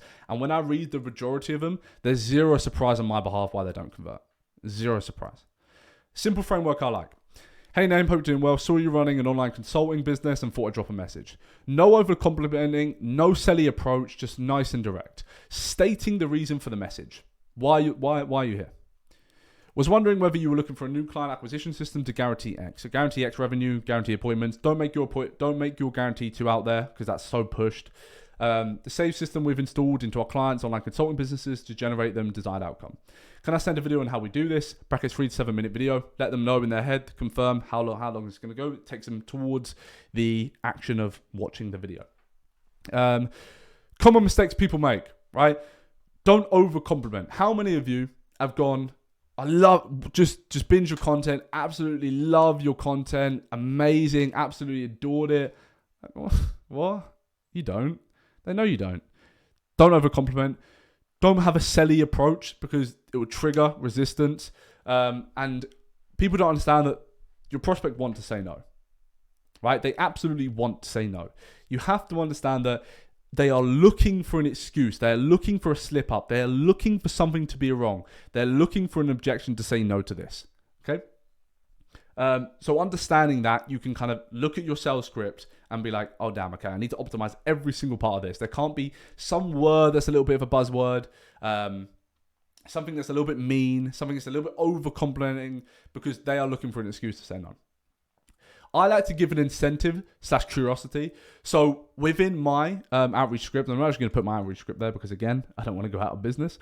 But I like to build the curiosity in the sense that, we've helped X, or not, I don't say the name, but I say we've helped our clients scale to X revenue figure and consulting business, or we've done this ourselves, blah, blah, blah. It builds curiosity. Who are you? Why have you done this yourself? And then incentive. So can I send a video on how we've done this? So coupling the curiosity and incentive, I think that's kind of the best scripts. Can we ask a quick question on scripts? Because I think a lot of people with scripts, they ask that should they do the conversational approach where they ask the question? Like I mean it's up to you, but I personally don't like where it's like, hey, are you looking to take on a new client at the moment? When the little spin reverse tag. I don't like all that. I like direct but asking questions, right? Cool. And then data collection, then we're going to move on. So after 3 to 5 weeks, you've collected data on your current outbound prospecting campaign. You can use this to refine parts of your sales process where interest dropped, e.g. if you sent 1,000 messages and had 10 people say yes to a VSL to be sent over, then clearly you need to refine the process, right, of generating initial interest. Or if out of 500, it seems you're getting 30 to 5 people say yes to the VSL, but only 5 are booking an appointment, you've acquired the knowledge as to where your problems are. That makes sense, okay? Now, I'm going to bring someone on. I'm going to bring Xzavier just to quickly go over how he was able to... let me just try and do this. How do I bring someone on?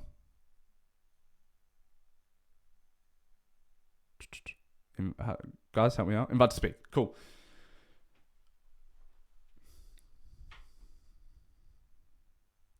Xzavier here. Can you accept or can you not accept?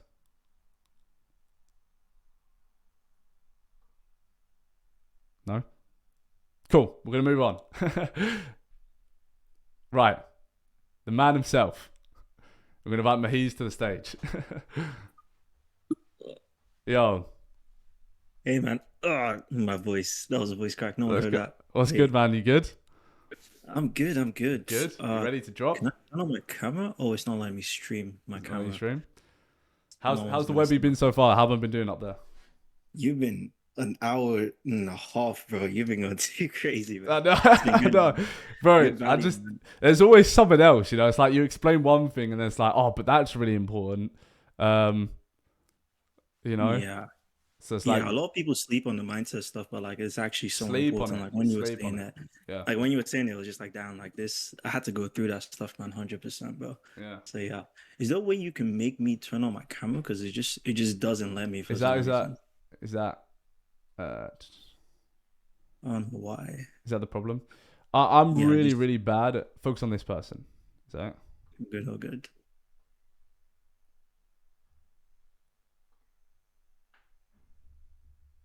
Maybe it's just Discord role. Yeah, maybe I just can't turn it on for some bro? reason. Pig, Completely fine. pig. John, we might maybe it's disco roll, bro. You got something cooked up as well. Yeah, no worry, bro. I got you. I got you. Do you know So what yeah, we might do? We're gonna do. Ah, damn, what should we do? Damn, sorry guys. Do a little Q&A sure, man. for Let's do it. Muheez, Let's do and it. we'll do it for the guest as well. So if you want to guys come up, and we can ask Muheez questions and go from there. So the way to come up, just put in the chat one. If you just put one in the chat, because you can't raise your hand because I don't know how to do Discord. You Oh, come up and ask a question. Okay, so invite to speak. Yo, what's good? Let's go, man. Yo, Muheez, man. I remember seeing you on the Search Qatari webinar for like thank 2 you, man. months ago. Thank you, man. I appreciate that. Yeah, man. You were there from the start. Thank you, man. Thank you so much, bro. So, what do you think like is the best in terms of workload? So, let's say you work 6 hours, but you got 9 hours of sleep. You're you got the right nutrition. You hydrated, all that, but or you work like 16 hours, but you don't have a lot of sleep. Who do you think is gonna win? Gonna win? The person who's doing all the work, or wait, what's your question? Actually, I'm kind of confused. So it's like quantity versus quality in terms of how much we work. 100% is always going to be quality a lot of the time. It depends where you are in your business, but like you get to a certain stage, like people say like do like 500 stuffs of outreach, but some people can do like 200 outreaches and get better results than the people who do 500 outreaches. So it's like you also have to look at the quality of what you're doing as well too. So I definitely recommend quality work over just like the fact of working, because a lot of people, they want to be all productive and they want to get stuff done, but I truly believe in like actually like less is more, but when you actually focus on the things that produce the results. So yeah. Yeah. Man. One of, I got another I questions. Can I stay or what? I think we're gonna do one at a time. We're gonna do one. All right. Alright, cool. Yeah. Is anyone? Let's put one. What's everyone saying? Like, What's everyone saying? I'm sorry, Xavier. We'll bring so him on. good. We'll bring him on. Invite to speak. Do your thing. All right, do your things, area. Gonna be myself. But yeah, quality, man. Yeah, quality. I think because you can get enough done in 4 hours to do what you need to do. Like, 100%. like you don't need to sacrifice that. What a special guest. People love you, man. If anyone else wants to put one and come up, I'll share what I have after you guys have asked your questions as well too, because yeah, I made something. can you? If you could, I'd show. It's just I don't know if you can share your screen. No, I can't share it. Yeah, I don't know why. So it's just If everyone wants to fix that, I've invited M Media. I would love to. Yeah. Hello. What's good, man? So I want to ask that how can I manage my time as a like personal on I have to want to start self improvement like gym and all stuff, and also want to start working on my agency and all. Like I can't manage the time, like having difficulty in managing. Did you get that, Maze? Yeah, I kind of get that. So what's the reasoning? Why do you actually want to build an agency? Why do you want to go to the gym? Why do you want to do all these things? Like I just want to do it too, like so I can be happy. So, okay, so if you have something important and you want to like manage your time to do things, it's like it's not really, most people, they try to be like, oh, how can I squeeze stuff in? But when you really want to get stuff done, it's more of a factor of like, okay, cool, I want to do something, but what are the steps every single day that I need to do to get there? So it's like you're saying that, oh, I want to do this, I want to do that, but if you don't actually understand what the components are to do it, then you're not going to be able to do it. So it's a interesting question, because like I can't really tell you the answer to like, oh, I want to do something, because I'm not you. It's like you kind of have to create your own path, and you have to create the things that you want to do. So yeah, 100%, man. that's just how I see it. We've got Xzavier up finally. That's good, man. Maybe let's go. What's up, my guy? What happened, man? How we do? I was in, I don't know, it was something else. Sorry. I just couldn't accept it, but now I am. Yeah. Yeah, man. Did you want me to go over how I got client? Yeah, we can do it. We can do it. Okay. Yeah, so if you guys don't know, Xzavier signed. The reason he's brought to the stage there is because everybody talks about Instagram outreach, everyone talks about Twitter, everyone talks about this and that, but the way that you signed your 2 clients, well, you did use that too, but it's quite a different way. If you want to break down how, and this is in the short form content game, so if you guys are in the short form game, like I would heavily suggest, listening for this. So yeah, go into it. Yeah, definitely. So first things first is, any of you guys aren't at that one customer or one client mark, you need to be doing free work. So even if it's not short form content, if it is, then you need to be doing edits for your ideal client prospects. And how I got my first client was on YouTube Shorts, scrolling past, saw a dating coach that was putting out some content on YouTube. Shorts were buns. It was bad. What did I do? I went, edited 5 shorts, copied his channel, copied the links to his videos, edited 5 shorts, and then, before even having a way to get it to him, I edited these shorts. I found a way to get it to him. How did I do that? First things first, I went through, scraped his email, his YouTube. That got me to a support email. I was sending the shorts to the support email. They told me to F off. They didn't know what it was. I finally found him on Twitter. DMs were closed, so there was no way to DM him on Twitter. So what did I do? I made a private space on Twitter and only had him in that space. For a full week, posted a short that I know only he could see, and I tagged him of his content every single day and it took about 3 days to get a reply to him. On that 3rd day, he said, "Oh, what? This is good." And now that's all I heard from him. I at least had some interest. I got some interest from him. So what did I do? Finally got him to open up his DMs to me. A minute loom breaking down his full content, TikTok, and what my services would be able to offer him. From there, he watched that loom video, me his email, told me send him a proposal, sent me $1,900 just for repurposing shorts on Stripe. So the free shorts got me in the door and built trust with that client to then bring me to make him a loom and show him my services. Already built the trust, so I didn't even have to hop on a sales call with him. That's why you guys need to be utilizing shorts, because you can send 200 DMs a day, but if I send a free short to those same 200 people, who do you think's going to get the client? With the same exact pitch, but I'm also showing services, my quality of work, and what I'm willing to do for my clients. I think that's so good, because at so many, we're on. Okay, cool.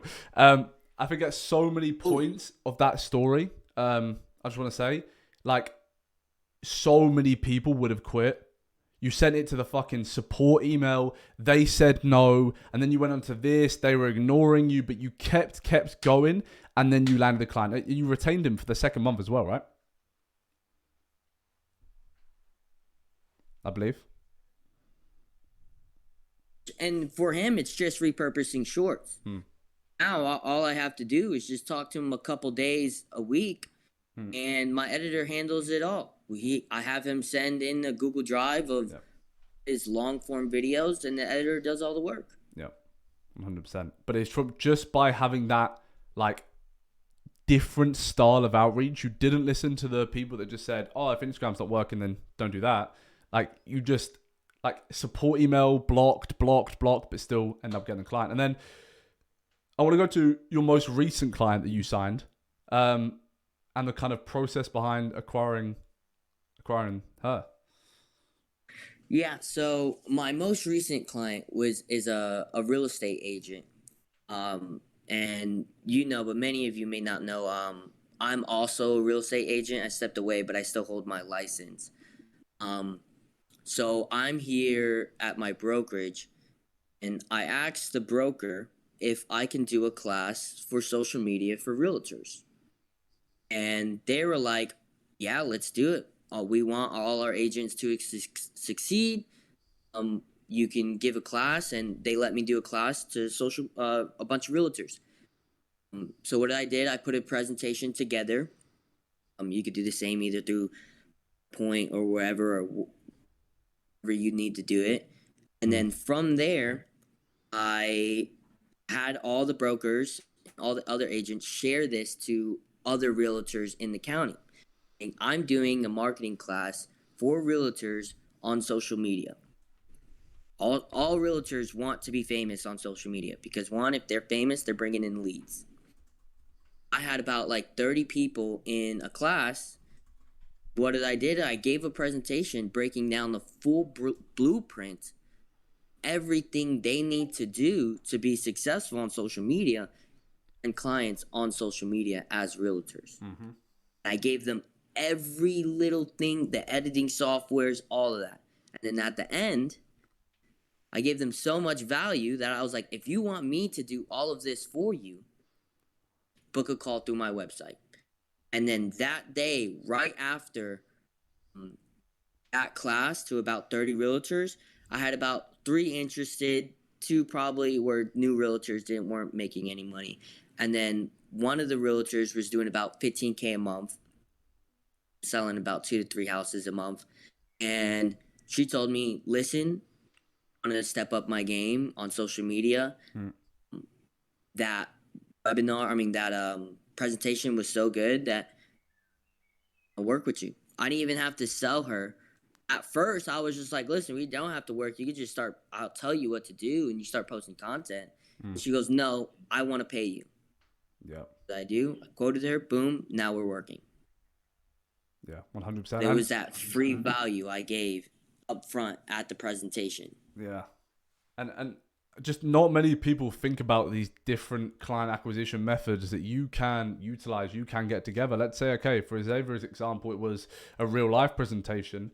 Why can't you run ads to a webinar and present your service? Why can't you build a community? Why can't, there's so many different ways to acquire clients, apart from like the usual do cold email, do this, do that. And Xzavier is a perfect example of that. Where you went with the Twitter outbound that was just like no hope, pretty much. Just give free value. I think that's basically the thesis that you went for, right? Just give them us free value and it's going to come back.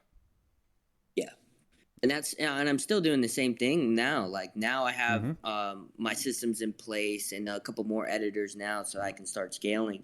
Yeah. That's still going to be the way I'm going to be doing my outreach is putting together a list of 100 prospects that I want to work with, that I know make money in either the SMMA space or the real estate space or whatever niche you want to after. Putting together a list of 100 people, then going and either making content them being from their existing videos, or outreaching to them with content ideas, being like, hey, look, I see you're talk a lot about this stuff on Twitter. I think you can turn this into a really good short. Here's a script and the hook you can use. Let me know how it does. If you record it, I'll edit it for free. Yeah. You know what I mean? That's just the value, man. That's just giving value up front. Don't expecting anything back, and that's actually another way you can acquire clients. Yeah, thank you, Xzavier, man. That's perfect. You got it, brother. Yeah, that's perfect. We're gonna go into the man, the myth, the legend, Muheez. I think, can you share your screen now, bro? Yeah, I think I can. Cool. Give me 1 second, my man, and I can turn on my video. Oh, we're There's good. Muheez, guys. Right. What's good, everyone? Hope everyone's okay. So, about to jump into this and just give you some. Okay, cool, sharing. All right, cool. Let's jump right into it. All right. So, my name is Muheez, and in this actual webinar, I'm gonna show you the secrets of how I've been able to get clients, how I've been able to keep them, how I've been able to get them results, and basically how you can also do the same thing as well too. So, if you guys don't know me, my name is Muheez. Obviously, I run a content agency, so you can call it whatever you want to do. Call it. Does about 15K a month. So I think I hit that last no, I think I hit 11 in February. Then we did 15 in April, and then obviously we've been consistent with the 10Ks and all that type of stuff. And yeah, in the past couple months, especially of this year, it's been fluctuating sometimes, but I calculated it before this call. It's been over $55,000 in the past from the start of January to right now, basically. And it's very interesting because in the first 6 months of my business, I did just under, I think, 14,000 in sales, which was very interesting when I look back on it. But now I've been able to make more than that in a single month. And in this video, I just want to explain to you the learnings that I had to go through, the changes I had to go through, the mindset stuff that I had to go through. Obviously not mindset, because Luke is the king of that. But I'm going to basically walk you through that. And also, you guys may have known me because I've recently been hired for client acquisition. If you guys don't know Serge Guitar, you probably heard of him. And I'm teaching other agencies how to do the same things because he has a lot of people in his content space that are not necessarily being the best of results side of things. So I came in, we did an interview the other day, hired me on, and then people have actually been able to get results with my process. So Dan, who does e-commerce, I think did like 5 calls every single week now from his process, and he doesn't really need that much. And it's the framework that I provided. Steve, who's also in like his high ticket program, like the hundreds, they're actually using the stuff where like they charge like really big money, like the stuff that I created, and they're using that in their flows. Carol, who did like 1.5 with his flosses, and obviously this is him saying it's probably the best conversation workflow he's seen. So now that you know I'm not just a random person and anyone hasn't heard know about me, I'm going to talk about the value stuff. So let's talk about how you can actually get clients from your stuff. So I like to look at business as something that's very straightforward, but people like to complicate it. And I think Luke kind of talked about this before, where like majority of the time we're the ones that are complicating ourselves. But when you actually break it down, if you remove like human biases and just like mindset, business is actually quite straightforward. So the answers to the majority of your questions are right in front of you, but people like to ignore the clues. So let's say, for example, client acquisition. I'm going to explain to you. It's a very simple process. So I'm just going to go over a lot of mental models in this, but it's going to be very easy to understand this. So there is a decision ladder. You guys have probably seen this. If you watch my videos, I talk about this a lot, where people go through stages before they actually buy something. So the first stage is they're unaware. They don't know who you are. They become aware of you by maybe they see like some piece of content. You send them a message. They start to trust you. They go on your profile. Maybe they see some stuff. They like it. And then maybe they go on the call and they're like, oh, wow, I really love this guy. I really doing. And then eventually they get you to pay. So every single time you go through something, like anything you buy, you go through this thing. So let's say, for example, you're buying like let's say like this cool analogy. Let's say like a video game. Let's say you want to buy Minecraft. And like you didn't know anything about Minecraft, then your friend's like, oh, Minecraft, this is a really cool game. And then you're like, what is this? You go on the page, you're like, okay, what is this? You see 20,000 reviews. Okay, you're like, okay, cool, I can trust this is a real game. You start to love the thing, you watch other people play, you're like, okay, cool, maybe I eventually buy it. So it's like every single thing you buy in the whole world, you go through this stage. But what people don't understand is that they try to overcomplicate acquisition, but in reality, it's literally just all of this. So how can you put people up this stage in the most efficient way possible? So let's say, for example, cold DMs. You could be scrolling on your phone. You're not really aware of something. And then let's say you get cold DM by someone. Now you're aware of this person. You're like, okay, who is this person? Then before you reply, you go on their profile. You're like, okay, cool. Let me see if I can actually trust this guy. You see they have content. You follow Luke Jackson's like optimization stuff. You know all the stuff. And then you're like, okay, cool. Let me jump on a call. You jump on a call. You talk for like maybe 40 to like 45 minutes, and you're like, I really like this guy. And then you close. So it's like every single thing you do goes through this whole stage. So acquisition does not need to be complicated more than this. Every single time you're doing acquisition, you always have to look back to the slide. Okay, where am I making people trust me more? Where am I making people love me more? Because what most people will do is that they will like to skip steps. So they'll do like, oh, I've made this person aware of me. Let me just remove the steps. Let me just ask you, like, hey, can we just jump on a call? Like, the price is 2.5K. Like, I don't know you. I'm not going to buy that. So it's like, you can't overcomplicate this. If you move with the structure, it's going to be very easy for you to actually get people aware. So what is a good system to actually make people aware of you in volume? Because obviously you have to do that once you start now. So the cheapest way to do this is via cold outbound, essentially, if you don't have any money to start, because it's ridiculously cheap and it gets results if you do it well. And what you want to do to increase your trust factor is that you want to immediately post assets that make people think, okay, this person knows what they're doing. They're competent at what they're doing. Then from there, you want to share assets. You want to offer them a call. So I'm not going to go too much into the detailed process because my process is similar to how Luke does it anyways. Try to get them slightly pre-sold already. I say slightly because when you're a beginner, there isn't really an effect where you can get someone like completely sold to the point they jump on the call and you want to give them, unless you have, let's say, some social proof, you have some case studies. Like that's the only situation where this really happens. But sometimes you can do it if you do strike how Xzavier said it. You give them free value. They know what your offer is. They have money, all that type of stuff. So that's why I say slightly. And if it's for your first couple clients, if it's for your first few clients, you can offer them a paid trial or a free trial, depending on the service, if it's your first initial client. So understanding that this is the only like model you need to focus on when it comes to acquisition is going to get you your first client. And if you do all the stuff, like I guarantee you, like an hour of what, like 2 hours or something right now, you do the stuff that we've just told you, you're going to sign your first client. And that's only 33% of the work now. So you're going to do the rest of the 66%. So I'm going to explain to you how you actually have to keep clients. So I want to ask you this in the chat. Like, I don't know how many people are still in here, but so we got like 30 people. Like, how many of you have experienced signing a client and then losing them? What's like the quickest you've ever lost a client? You can be honest. I'll be honest as well. Mine's been 3 months. What's like the quickest you've signed a client and you've lost them?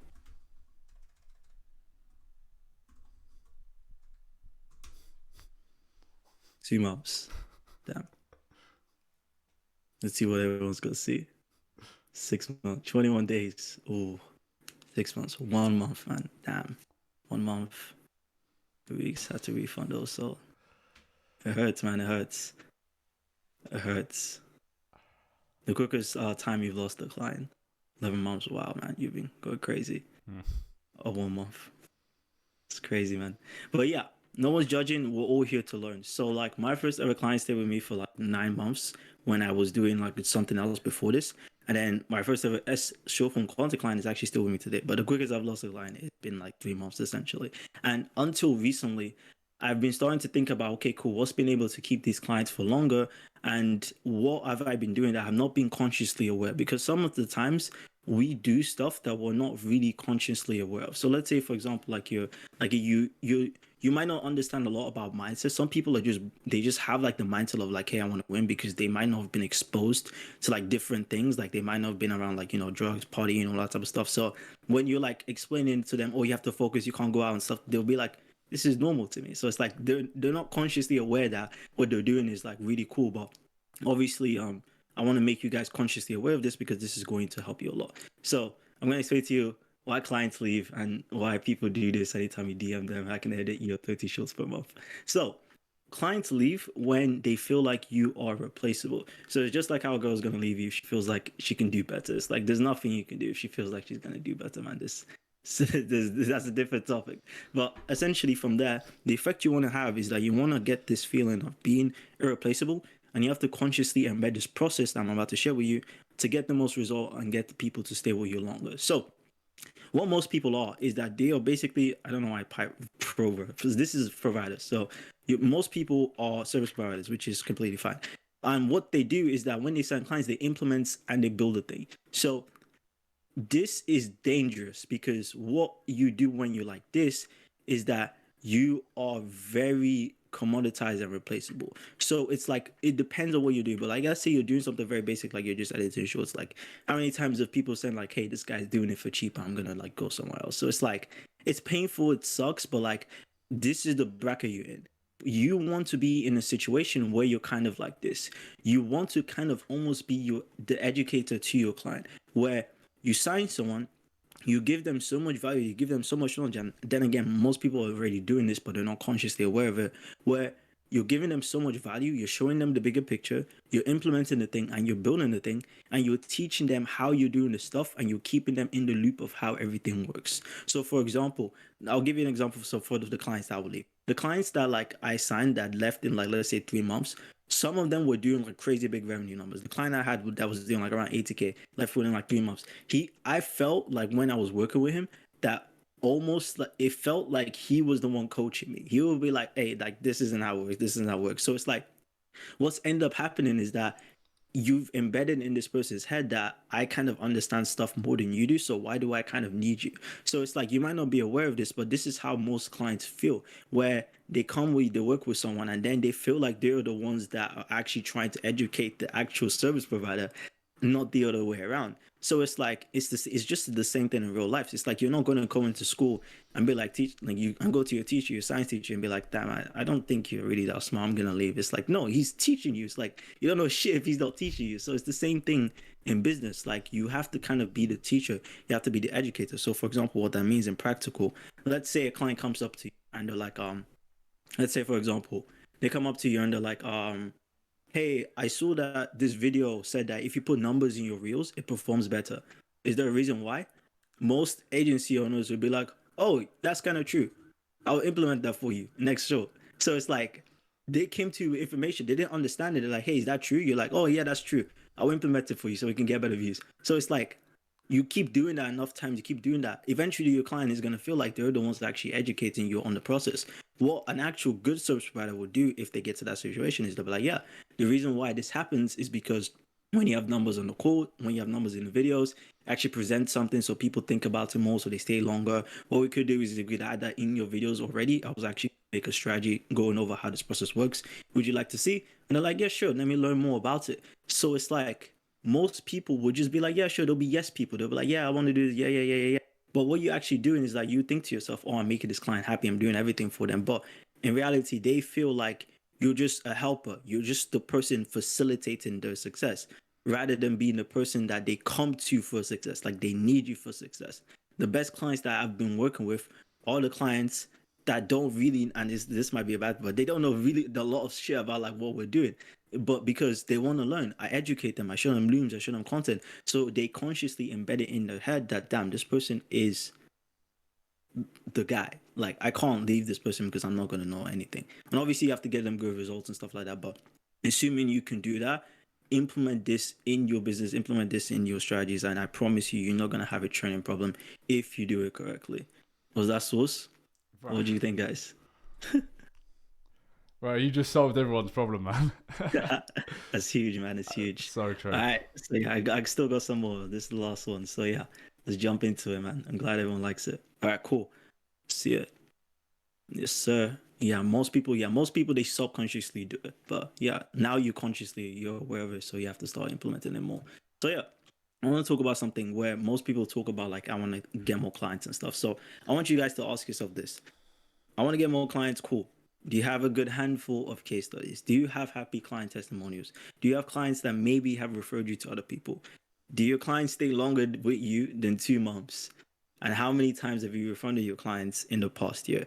If these answers are not like the best of numbers, you have no worries about looking for clients. Like you actually have a serious fulfillment issue and it needs to be solved. And I'm going to explain to you how you can have it solved that. Because it's much harder for you to sell your services when you have zero social proof. So for example, the amount of work that Xzavier had to do to like get to where you had to be to get that first client, it's a lot of work. But once you do get to that point that you get the social proof, Xzavier can then go to another realtor and be like, "Hey, I've worked with this person. This was what I was able to generate." They'll be like, "Cool, let's hop on a call." So it's like he did all that hard work, but then the second call was just a lot easier. So it's like it becomes a lot easier to sell your services when you have more social proof, because most people don't realize this, and this is because like everyone's been programmed to think like, oh, you're so easy to money. It's actually risky for someone to pay you when you can showcase zero competency, that you're actually good at what you're doing. Like, they are actually taking on a big risk. If someone hops on a call with you and you're like, I don't really have any case studies, man, like, but I promise I can do the short for you. It's like they're risking a lot and you're gaining everything. So it's like, understand that they basically they don't owe you anything when if you're at this point that you don't have all the stuff. So you need to, this should be your starting point once you get your client. How can I provide a good service? So the way that you do this is actually quite simple. So your service, your whole situation, your whole service is basically just to solve a problem. Most of the time, for most people, it's getting from someone from where they are to where they want to be. So usually there is a gap, and the gap, what your gap is different for everyone, but the gap that's required to get someone from where they are to get to where they want to be has little components. So let's say, for example, if I want to get someone like 1 million views, for example, and they're doing maybe like 10k views, 20k views, all that type of stuff. What's the gap? Okay, cool. Let's look at the content. The content, what is in the content that's not that great? Maybe they don't have really good edits. Maybe they don't have the good hooks. Maybe they're not really selling stuff for the talk. Maybe they're talking to a market that doesn't really have a lot of like interest in what they're doing. Let's look at this component. Let's look at those components, and then let's see how we can fix them. The best way to figure out the components that helps your client successful is ask yourself this: what would I have to do if I didn't want to get to, let's say, 10k a month? So like, if you're trying to help people go from 0 to 10k a month, ask yourself, what do I do if I don't want to get to 10k a month? So it's like, I don't do outreach, I don't do sales calls, I don't make sales assets, all that type of stuff. And then you make those components in your system, and you basically package it in a way that it gets people to the end state as quickly as possibly, because people buy speed. So it's like, it's straightforward to understand this, but most people will not implement this because like it takes some bandwidth and some mental power. But just spend a couple of hours, roadmap every single thing you need to do for your clients to get them to the end state, and I promise you're gonna have a service that makes sense, not number one, and can actually deliver results because you've worked backwards essentially. Does that make sense? What do you guys think? What if you educate the prospect so much that the confidence that testimonies can be faked? And that's 100%. There's a bunch of people faking. What if you educate the prospect with so much confidence that testimonials I don't really understand this. Like, if the client thinks it's fake, I don't really get the question. I'm not too sure. It's a contradiction, because you can't educate if you fake the testimonials. Yeah, that's interesting. That's an interesting thing. But yeah, there's a couple people that do make fake case studies, but that's fine. Real the flow. Like, you want me to go out of business, man? It's not good. But yeah, I'm gonna explain to you now. Like, you've done 66% of the work now, so now you can keep your clients for, I would say, like 3-6 months now. So which is pretty good. So now it comes to actually getting them results essentially. So just like acquisition, this is really not complicated, because most people will overcomplicate this stuff, because at the beginning, and I'm going to explain to you, this is going to be like, if you thought what I shared before this game, this is going to be like insane. So one of my clients actually gave me like 6 referrals, and I've actually been thinking about this client because I was able to generate him like 10k in sales with the short form content, and he didn't have anything as well to when he started. But then I realized something. I was working with some other clients, and like, they were also in a similar position where they didn't have much stuff. So I was thinking to myself, oh, I can scale anyone, even if you don't have like and stuff like that. I can come in, get 10k easy. It's not that difficult. But then I started working with more people, and I'm like, damn, it's hard to scale this stuff. But then I started to realize, I started to work backwards, and I started to think, okay, what made this person actually get to this point? And it was actually the opposite of what I thought. Because what most people will tell you is that you can do the same thing for every single person, and then you can get them results. So make your business systematic. Someone comes in, they come out, and they get to where you want to be. But the hard reality is that most people are not going to get results. So when you want to get results for people, it's a very simple equation, especially when you start out. So this is more when you start out. For like the advanced people, this might be different. So the formula for getting your clients results is their business plus the leverage they have plus the market to the power of 3. If you guys don't know what maths is, then this means that this is amplified 3 times your service. and that equals the results that you get for them. So the simplest way to explain this is that the person you're working for, the client, has 3 times more influence on what comes out of your service. Sometimes it might be more when you're a beginner. So let me explain to you this. So when you start out the business model, what they're doing already does 3 times more work than what your service is, because you cannot save a business that, let's say, for example, doesn't have an offer, doesn't have anything going on in terms of leverage, doesn't have a founder who's committed, who has the mindset, which is the most important part, doesn't have the money to spend on acquisition, doesn't have pretty much everything. Like, only Jesus was able to turn water into wine. You're not Jesus. Like, most people would try to tell their clients on the calls, like, oh, I can help you get this, I can help you get this. And then you work with the worst people in the entirety. And then you're like, damn, my service is bad, I can't really get them results. But in reality, and most people don't tell you this, a lot of your results is actually dependent on them as well too. But we can't really say that as marketers, but that's actually the truth, because you don't want to work with those people, because at a certain point, you can get your business to the point where you can help people that don't really have all this stuff in place. People like, let's say, for example, like Daniel Fazio, like, I know Luke works with some people that have just started out, but those people already have a founder or someone that has the mindset, and they have a proof of concept because they've repeatedly done it many times. You, as a beginner, have not done this thing many times. So as a result, when you're trying to get someone results, it actually depends on them. So when it comes to being like, oh, what's the best strategy to get your clients results? What's the best webinar strategy? No. Who is the person you're trying to get the result for? Who is the client? What do they have? What's the business model? Do you understand the business model? What's the market? Does the market really want what they're selling? If all of these things are like in the minus, how are you going to get the money? Like, what service is going to get the money? So if this is 0, if this is 0 times 3, that's 0. And your service, let's say your service is 100, 0 times 100, what's that going to give you? Like, can someone tell me in the chat, what's that going to give you? So it's like, you can't save those type of people. So have this in the back of your mind, because if you have decent strategies in place and you work with someone that is actually like competent for your service, that you are confident you can get them results, you can easily get people results. So walk it back from, okay, what's the best strategy to help my clients get more money, to what are the best clients to work with to be able to get them more money. So you see what I mean there? Because those are the clients that are going to serve you in the longest run, because those are the clients that are going to give you the best referrals. Those are the clients that are going to get the best results. Those are the clients that are going to produce the most case studies. So why are you focusing on them? Because everyone's programmed with this mindset of you can sell to everyone, or I just need to get quick cash. And obviously people might have gone through it where they'll sign someone like, I don't know what's the weirdest coach you guys have worked with, but they'll sign like a emotional healing coach. Not throwing any shade to them, but obviously, like, sometimes you can't sell certain things, you can't speak about certain things. So it's like they'll try to sell to everyone, they'll get paid out 1K 2K per retainer, they'll post it on like their Instagram or whatever, and then 2 months later they leave, and then they're like, oh, my service sucks, I can't get them results. Luke, what do I change about my service? What do I do? So it's like that type of stuff.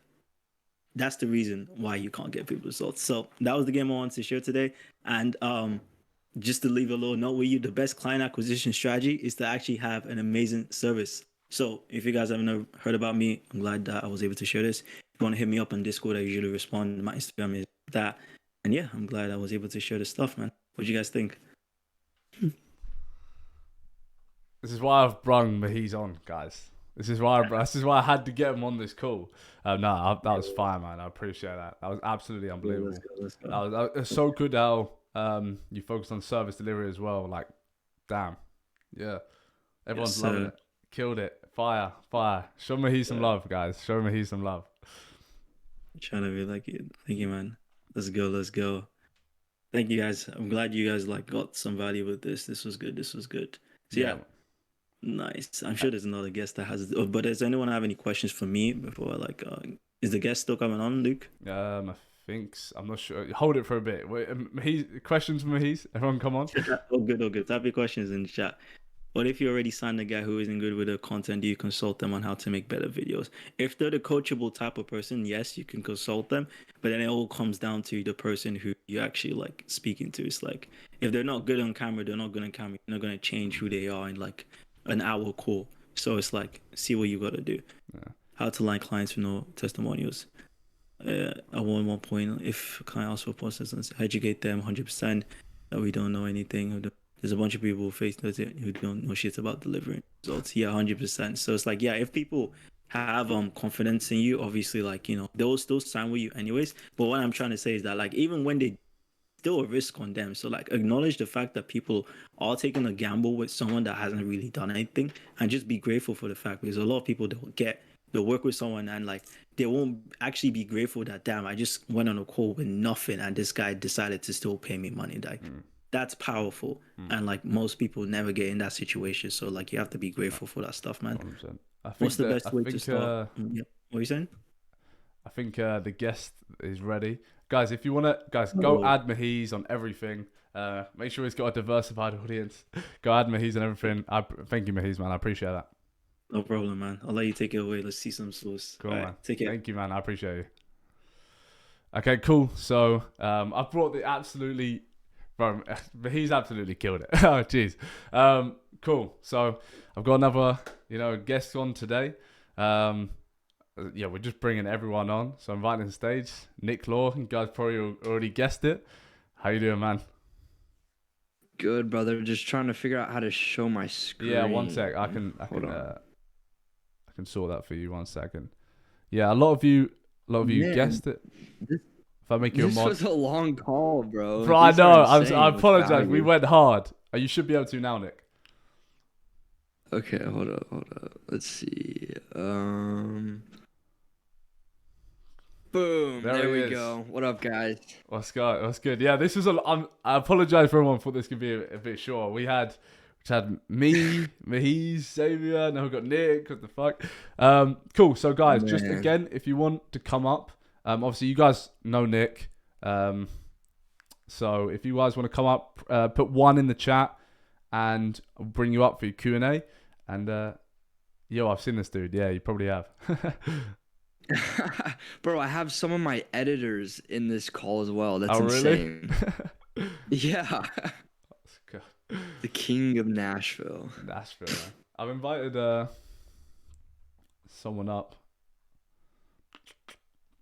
Just put 1 in the chat, and I'm one of them. He's one of your editors. Just put yeah. You weren't supposed to say that, Atraf, but it's fine. Yeah, exposed Nick's editor. Nick's too fine, man. Guys, I'm just gonna start picking people to come ask a question, because should we just invite anybody? There you go.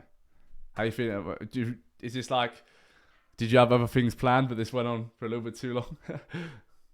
I was supposed to have another webinar today, but really? I forgot to. Timing was wrong, so apparently it was tomorrow. Woke up and like really made this presentation, and then I realized that there was no webinar today. So that was my schedule. Okay, we got. Hello guys, I'm here. So I am able to ask a question. Yep. Yeah. So, what was the main switch for you that took you from making nothing or something like 2K to making everything you make right now? So what was like, are you asking like what was the moment, or like was there a specific thing what that was the main thing that switched you from being broke to not being broke? Honestly, my mentality, which a lot of people probably don't want to hear, but I think it's more of a mentality thing. You have to envision yourself, you have to manifest, you have to put yourself in situations where you're not around broke people or broke things, and that's when you ultimately, like the law of attraction states, you will become that. And once you become that and you surround yourself with that, then your actions and your situations will follow. So it's not necessarily like, what decision did you make to send this message to this client that made you not broke. It's more of a mentality thing, and you're the sum of the 5 people you spend the most time with. So if you're in a chat like this with some solid people with their head on straight, and they've got fire scripts and 2-hour Discord calls that are insane, then you're pretty set off, and you're gonna get closer to that compared to where you were. Yeah, cool. Thanks. 100%. Of course. 100%, man. J Kobe. Invite you on, man.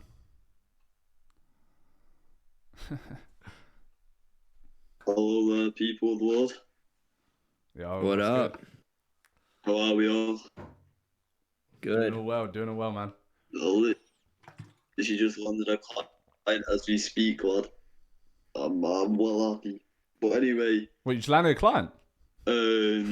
what's it called? What I was gonna say is, what would you say, bro? Yeah, pretty much. I had Kieran today as my business partner. Okay. But what's it called? I was just gonna ask a question, and my question is obviously goes to both of you. Kind of as a starter in the SMMA field, what would a day look like, and what would be like encouraged for me to do in that daily like a habit? So what does like kind of like your day look like, or what you should advise me to do in like daily? So like to do so much outreach a day. So like obviously I understand the 150, 200, but spend hours on it. Should I be doing different things, posting content regularly at a certain time? Like what should it look like? Yeah, I'll give you a rundown for me. So before here, let's see. So back in August is when I started my venture. And at the time I was only 18, still in the parents' house. And what my schedule looked like then looks a lot different than now. Back then, I put every single hour that I was breathing into my agency. One, just because I was learning the model at the same time, and short form was super, super new at the time. So there wasn't really a set roadmap for it, right? Now, many people have been super successful in it and can follow somewhat of a foundation. But in the beginning stages, I was up till 3 a.m. every day, like sending tons of outreach, sending emails, trying to like call people locally, doing whatever it took, right? But eventually, I landed a podcast. I don't know if you guys have seen it before, but Luke Belmore's been on it a couple times. I landed a podcast, and then when I thought it was going to get easier, it got harder. And that's because now I had to do service delivery.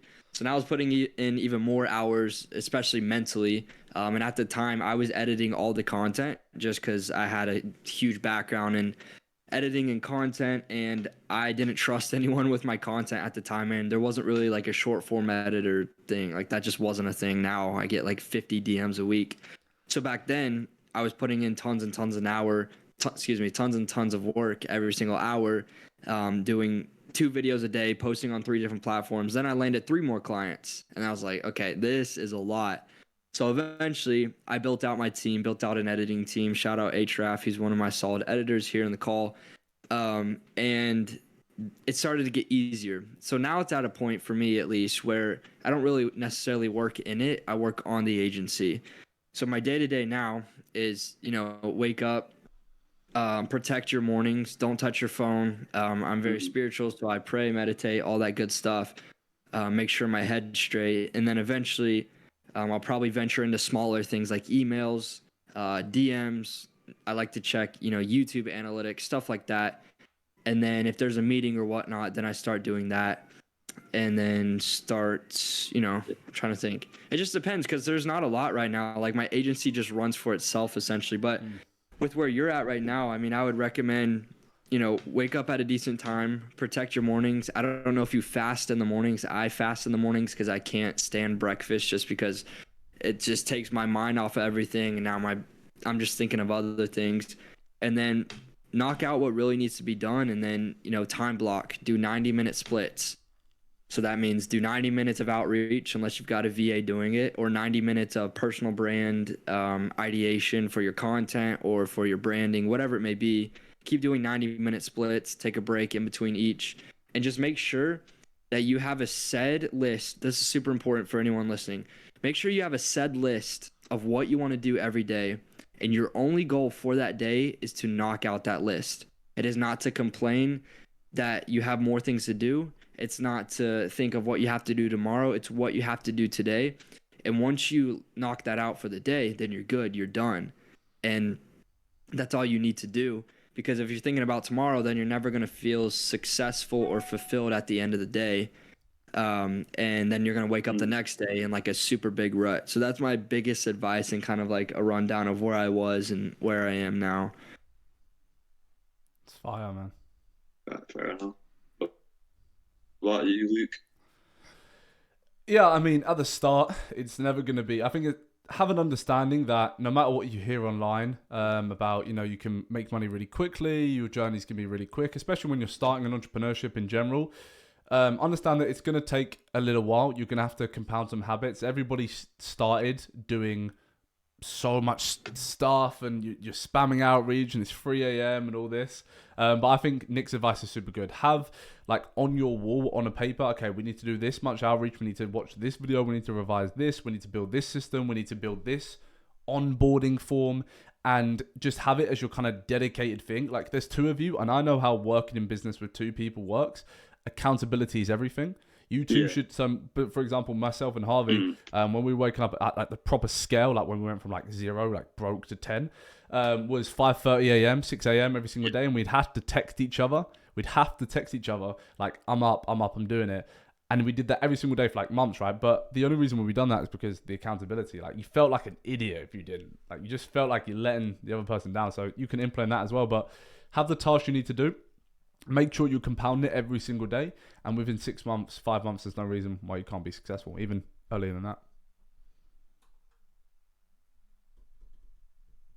Thank you very much. No worries, man. Well, No worries, man. It's fire. Miles, I've invited you to the stage.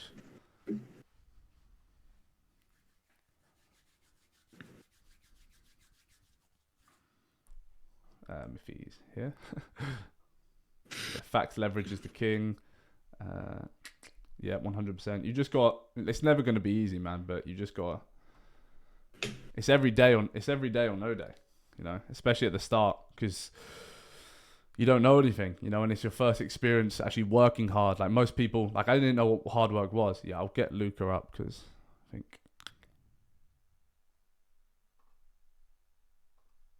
I didn't even know what working hard was. Facts. Your voice. Yo. What up? Fire Webby. I I love Grace. It's fire. So yeah, guys. I was just wondering, like, I got fired, like, appointment setters now on the team. So I just kind of want to implement that into the client's business, right? The fact is, that like every book I call, like every call I booked so far comes from like the VSL kind of DM outreach. So how can I kind of implement that on like a client's business? Because like, do I just coach them on how to do it? because at that point it's not like a done for you appointment setting. So yeah, how can I make that? That's a question that has many answers, because if you have current clients, then that's going to depend. You're going to have to probably, in my opinion, upsell, because if you have appointment setters, the goal of them is to close deals, and you want to make sure your appointment setters are taken care of. So with your current clients, you could either take a little hit in the agency, or you'd have to upsell them on that. But if you truly want to implement appointment setters moving forward, which I highly recommend because that's more of a guarantee, more of a better offer than just editing, then you're going to have to shift your positioning, your messaging, your offer, all that stuff. And then, now when you're getting inbound or you're getting, responses to your emails or whatnot, those prospects are going to be curated and they're going to be warmed up towards this new offer. So it's not a matter of like, how can I do it? It's like, now you have to position yourself and make your offer curated towards the appointment setting. Like, okay, yes, we're going to do your content. We're going to post for you, but we're going to make sure the leads and the traffic in which we bring in is going to be nurtured and ultimately closed for you. If that kind of answers your question. Yeah, I would also add, if you want to run through the appointment setting, I would also, if you've mentioned there that the VSL, like sales process, is working really well, take your client on that journey as well.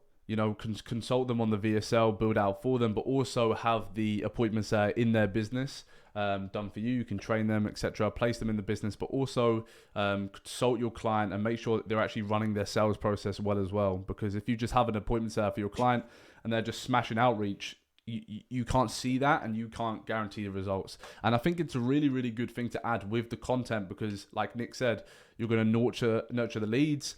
They're going to be much more warm, opposed to if you were just like actually what Muheez said as well. It's like you can't take someone's business if they've got nothing and try and set them appointments. It's hard to service deliver naturally. So actually combining the two, so building a warm lead system as well as placing and consulting with the VSL, especially because you've seen success with it. I think that's going to be a really good play. All right, thank you. No worries, man. Appreciate it.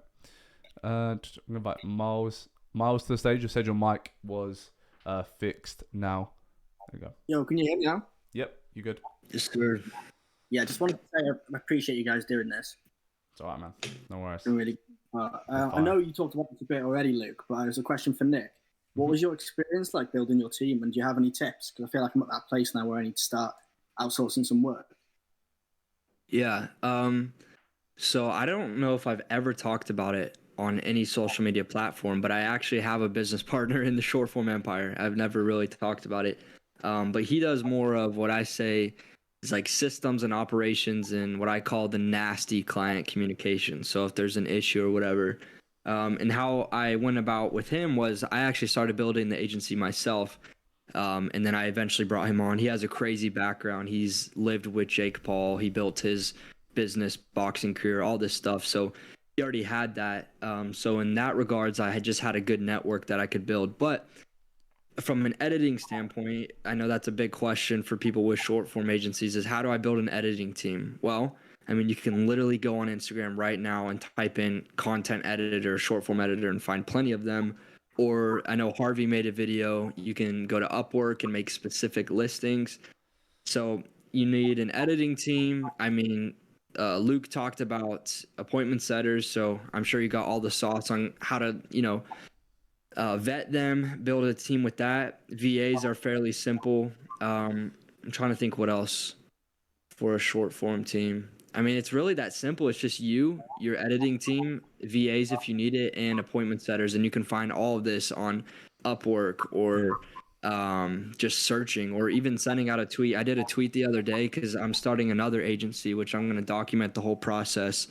And I said, hey, I need a logo for an agency. And I got like over 150 comments on that on Twitter. So it's like, it's not that difficult to build a team. To get the team, the difficult part is making sure that they match your mission, vision, and values with where you're going with the agency, and that everything aligns from your client's brands to your service delivery to everything.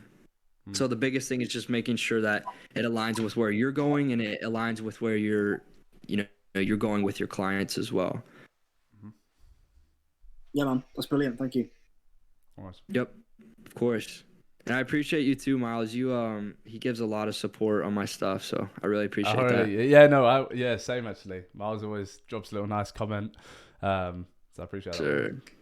This, yeah, he was the first one that sussed you out, Nick. He was like, "It's got to be Nick Lauer." I was like, come on, Dad. Hey, what's up, guys? What's up, man? You good? What's up? Awesome, man. Awesome. I'm doing good. So I just made a new offer that goes something like this: doubling coaches and consultants monthly recurring revenue within 60 days, or they don't pay, right? So I basically don't have any testimonials or case studies in this offer. I do have another case study or testimonial, I can say, regarding a podcast client. I did short form content for him and one for another dude. It was just editing. But I don't have any testimonials or case studies regarding this offer. So how can, other than offering free work, can I offer this offer to people?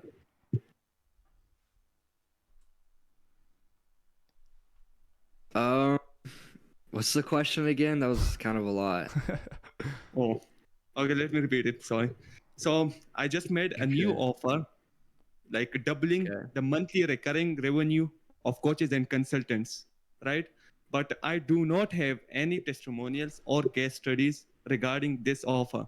But I do have another case study, or I can say testimonial, regarding a podcast clients I did podcast shorts for, right?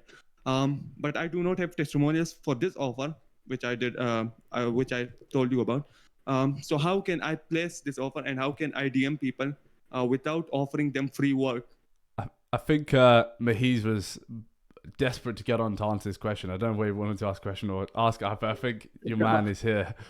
No, I wanted to ask a question. All right, actually. okay. Yeah. I'll just say, look, if you can't absolutely guarantee a result and it's stopping you from outreach and it's stopping you from building a team and it's making you nervous, then you shouldn't be absolutely, guaranteeing your clients you can double their monthly recurring revenue in 60 days. It's a great example of what Muheez was talking about in the service delivery, where you're trying to scale someone, trying to build something that you can't do. So maybe it's more not smaller steps, but yeah, smaller, because that is crazy, right? And if you don't like Muheez says as well, like if you don't believe in it, if you don't have the case studies for it, then I think you're trying to go too far. Like you're trying to jump stages. If you haven't even like retained a client for a month, have you retained a client? Yeah, I do have one podcast Okay. clients. Yeah. Working Then- with him since January 2023. Yeah, and like Let me ask you this. Yeah, go for it. Let me ask you this. So if you have a podcast client, why aren't you fully focused on getting more podcast clients? Why are you wanting to add another offer to it? It's just because like it's more of an editing type of thing. And there is an AI, like I just shared it yesterday inside of Private Agency Network. It can do it for you. Like with $60, you pay $60 and it does the Alex or Emoji style for you, 60 shorts, something like that in that package. Yeah. Fair enough. Yeah, that's a good point. Because what happens is some people, they pick a niche, they pick a specific service delivery within short form, and it works, but it's not working where they want it to work. Therefore, they start looking at other offers. So I was just making sure that wasn't the case, because I mean, if you have an offer and it works, you just got to keep pushing, keep testing, keep growing. Yeah, I think. But yeah, I think another good point is like when we brought on Xzavier, and he went over how he was in a similar position to you, but instead of Xzavier going to realtors and saying, "Hey, I can guarantee this result. I'm really, really good," without any case studies, instead he went out there and gave the free value, got the people on, showed the people what they could do, and then other people were interested in listening to him. Like if I could go back to my story, relate, if you were to go back to me, 6K a month short form content agency, I couldn't do, I can guarantee coaching consultants had a monthly recurring revenue, because I wasn't at that stage yet. Like I couldn't do the offer I did now, even if I was to jump to it, and if it was a better offer on the surface. But it's all about capability. So I'd suggest trying to give value first. Maybe work on a setup fee or something like that. If you really, really don't believe, but if you believe in, obviously go for it. And there's ways on service delivery, right? Like service delivery is a blueprint for you, but.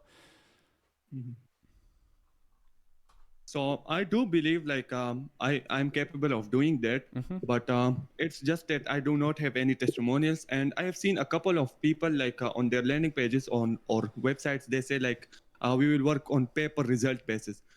So I was wondering like how can I offer that in coaches and consultants offer? Could you guys elaborate on that? Yeah, well, it's all about getting them revenue, right?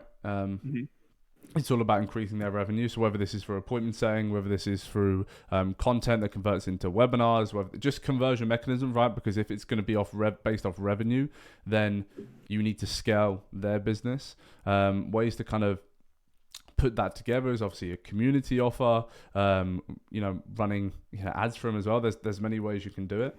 But yeah, if you are going for that, then you're gonna have to find a way to increase their revenue, and make sure you can pretty much. Yeah, got it. Thank you. Yeah. Mind if I jump into that? It goes back to the 100%. same thing as well too. If you were to offer those types of services, it has to be to the people that already have something going on. Is in a market that people actually care about, and they have some leverage, and they actually have that you could actually see yourself working with. So definitely, man. So it just depends. Be picky with the type of people. I thought you were finished. Sorry, just kicked him off. I've got all the power. Sorry, man. I hope that answered your question anyway. Hope that answered his question anyway. Muheez, you had a question, man. Yeah, I wanted to ask you guys a question actually, because I'm kind of at the stage where like you're hiring and like you're trying to like systematize like a lot of the stuff in your business, and I wanted to ask you guys, especially like Nick and Luke, like when it comes to like hiring and like bringing in that like best types of people, do you make sure that they kind of follow your ethos? So like they are kind of like similar to you as like a person? Because Nick, you mentioned how you're also very spiritual. Does it actually come as like a big factor where you're speaking to someone and like, let's say for example, they're like atheists, or they kind of like put you off when it comes to hiring, like it comes to like matching and how you work with, if that makes sense. Yeah, so I've never run into that, and also I don't necessarily like push it in the business world. I try to keep that separate. If we were like, if not in like business meetings and whatnot, so I don't necessarily push that, and I've never ran into that, so I can't answer that part of it.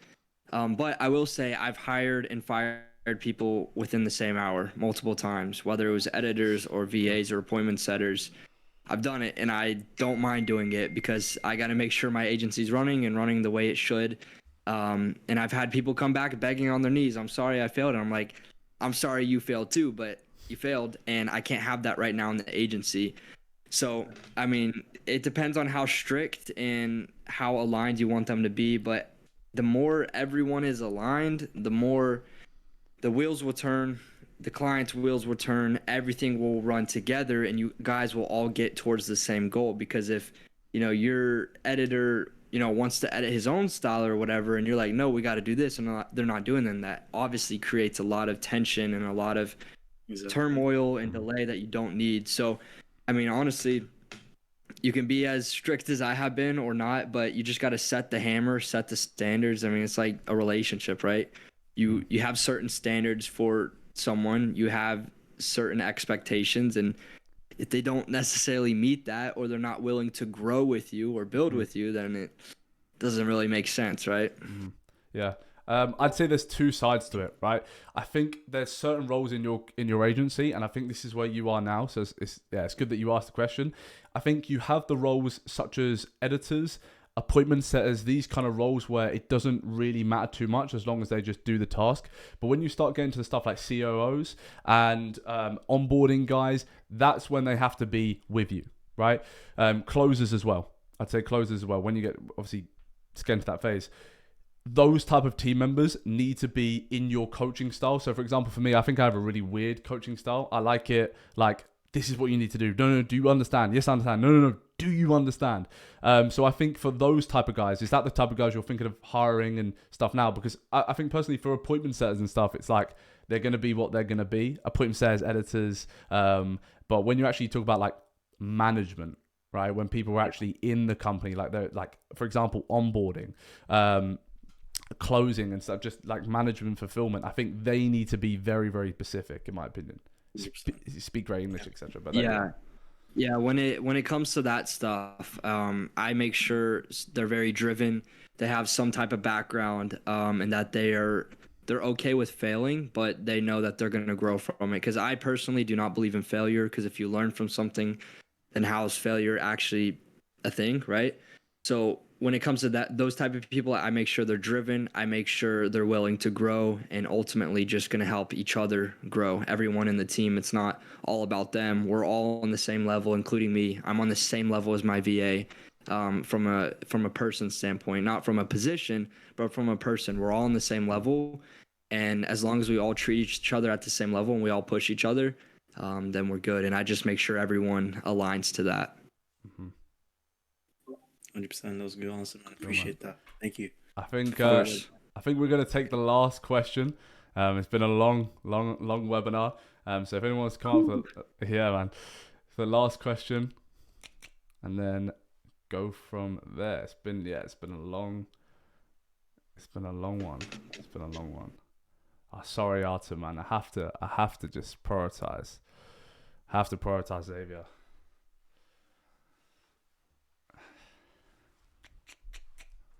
Yeah, it's been a good 2 hours. Who's watched the whole thing, by the way? Can I see in the chat? Who's watched the entire thing? Who didn't watch? Nick, you watched the entire thing? Me?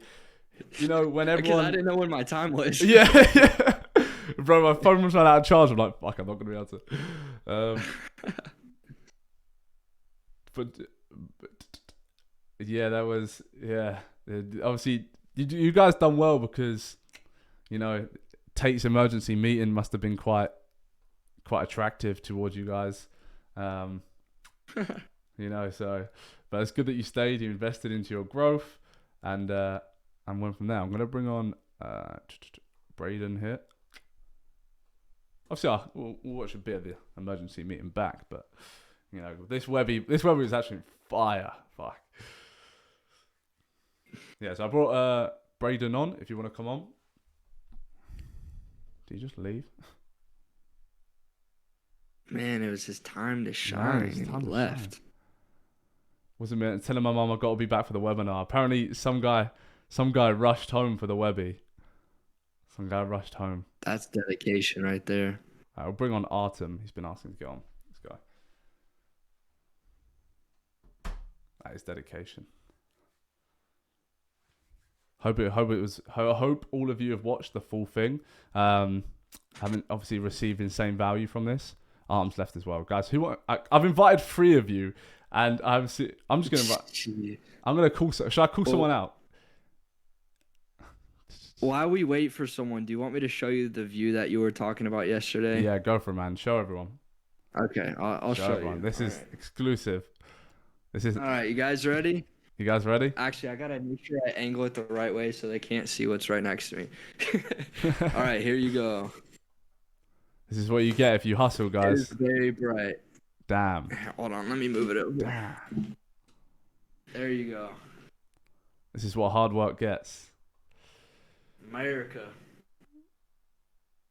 This is what hard work There's gets. the view. We were talking about it yesterday on the pre-call. Yeah. I'm going to bring on James Towers. I've called you out. You've got to come on. I've invited you. Damn. Everyone's saying damn. Yeah. Nick's got a good life. He's got a good life, man. Where's the invite? Not easy, but it's worth it. 100%. People not getting the invites? Invite to speak? Do people not know where it is? Guys, one last question. It's like the last rep of everything. It's like, come on, man. What time is it for everyone here? Anticipation. Bro, it's 10:40 for me and Muheez. Wait, I didn't think to invite Muheez. Xzavier. There we go. We're moving Muheez down.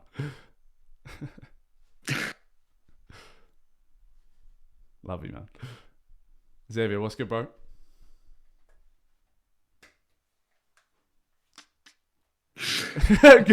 Guys, can we... It's bro, not the good time. It's so late for me, man. Guys, we're just gonna get everyone up.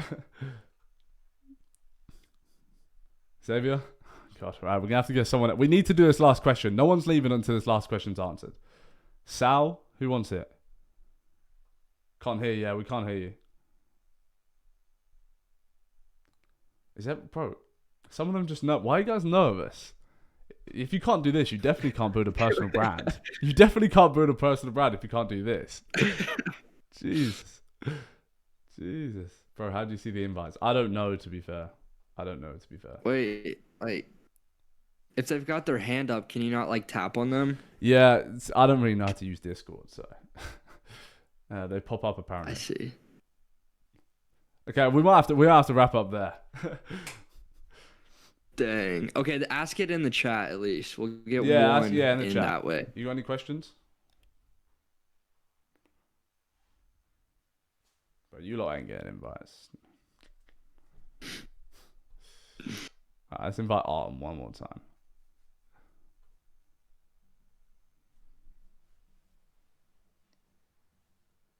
What's time for you, Nick, over there? Is it midday? 4:41. Ah, fair. I'm asleep after this, man. After someone asks one more question. If it ever happens. Yeah, bro. Does everyone just want to be staying here forever? What's going on? But everyone's so this. Okay, we've got a question. Xzavier asked you, I wanted to ask about having a business partner and when is the right time. That's actually great that you've asked me and Nick because we both have business partners. Nick, I'll let you go first and then. My surface level advice is when you have something you don't want to do or you're not good at, that's when you need a business partner.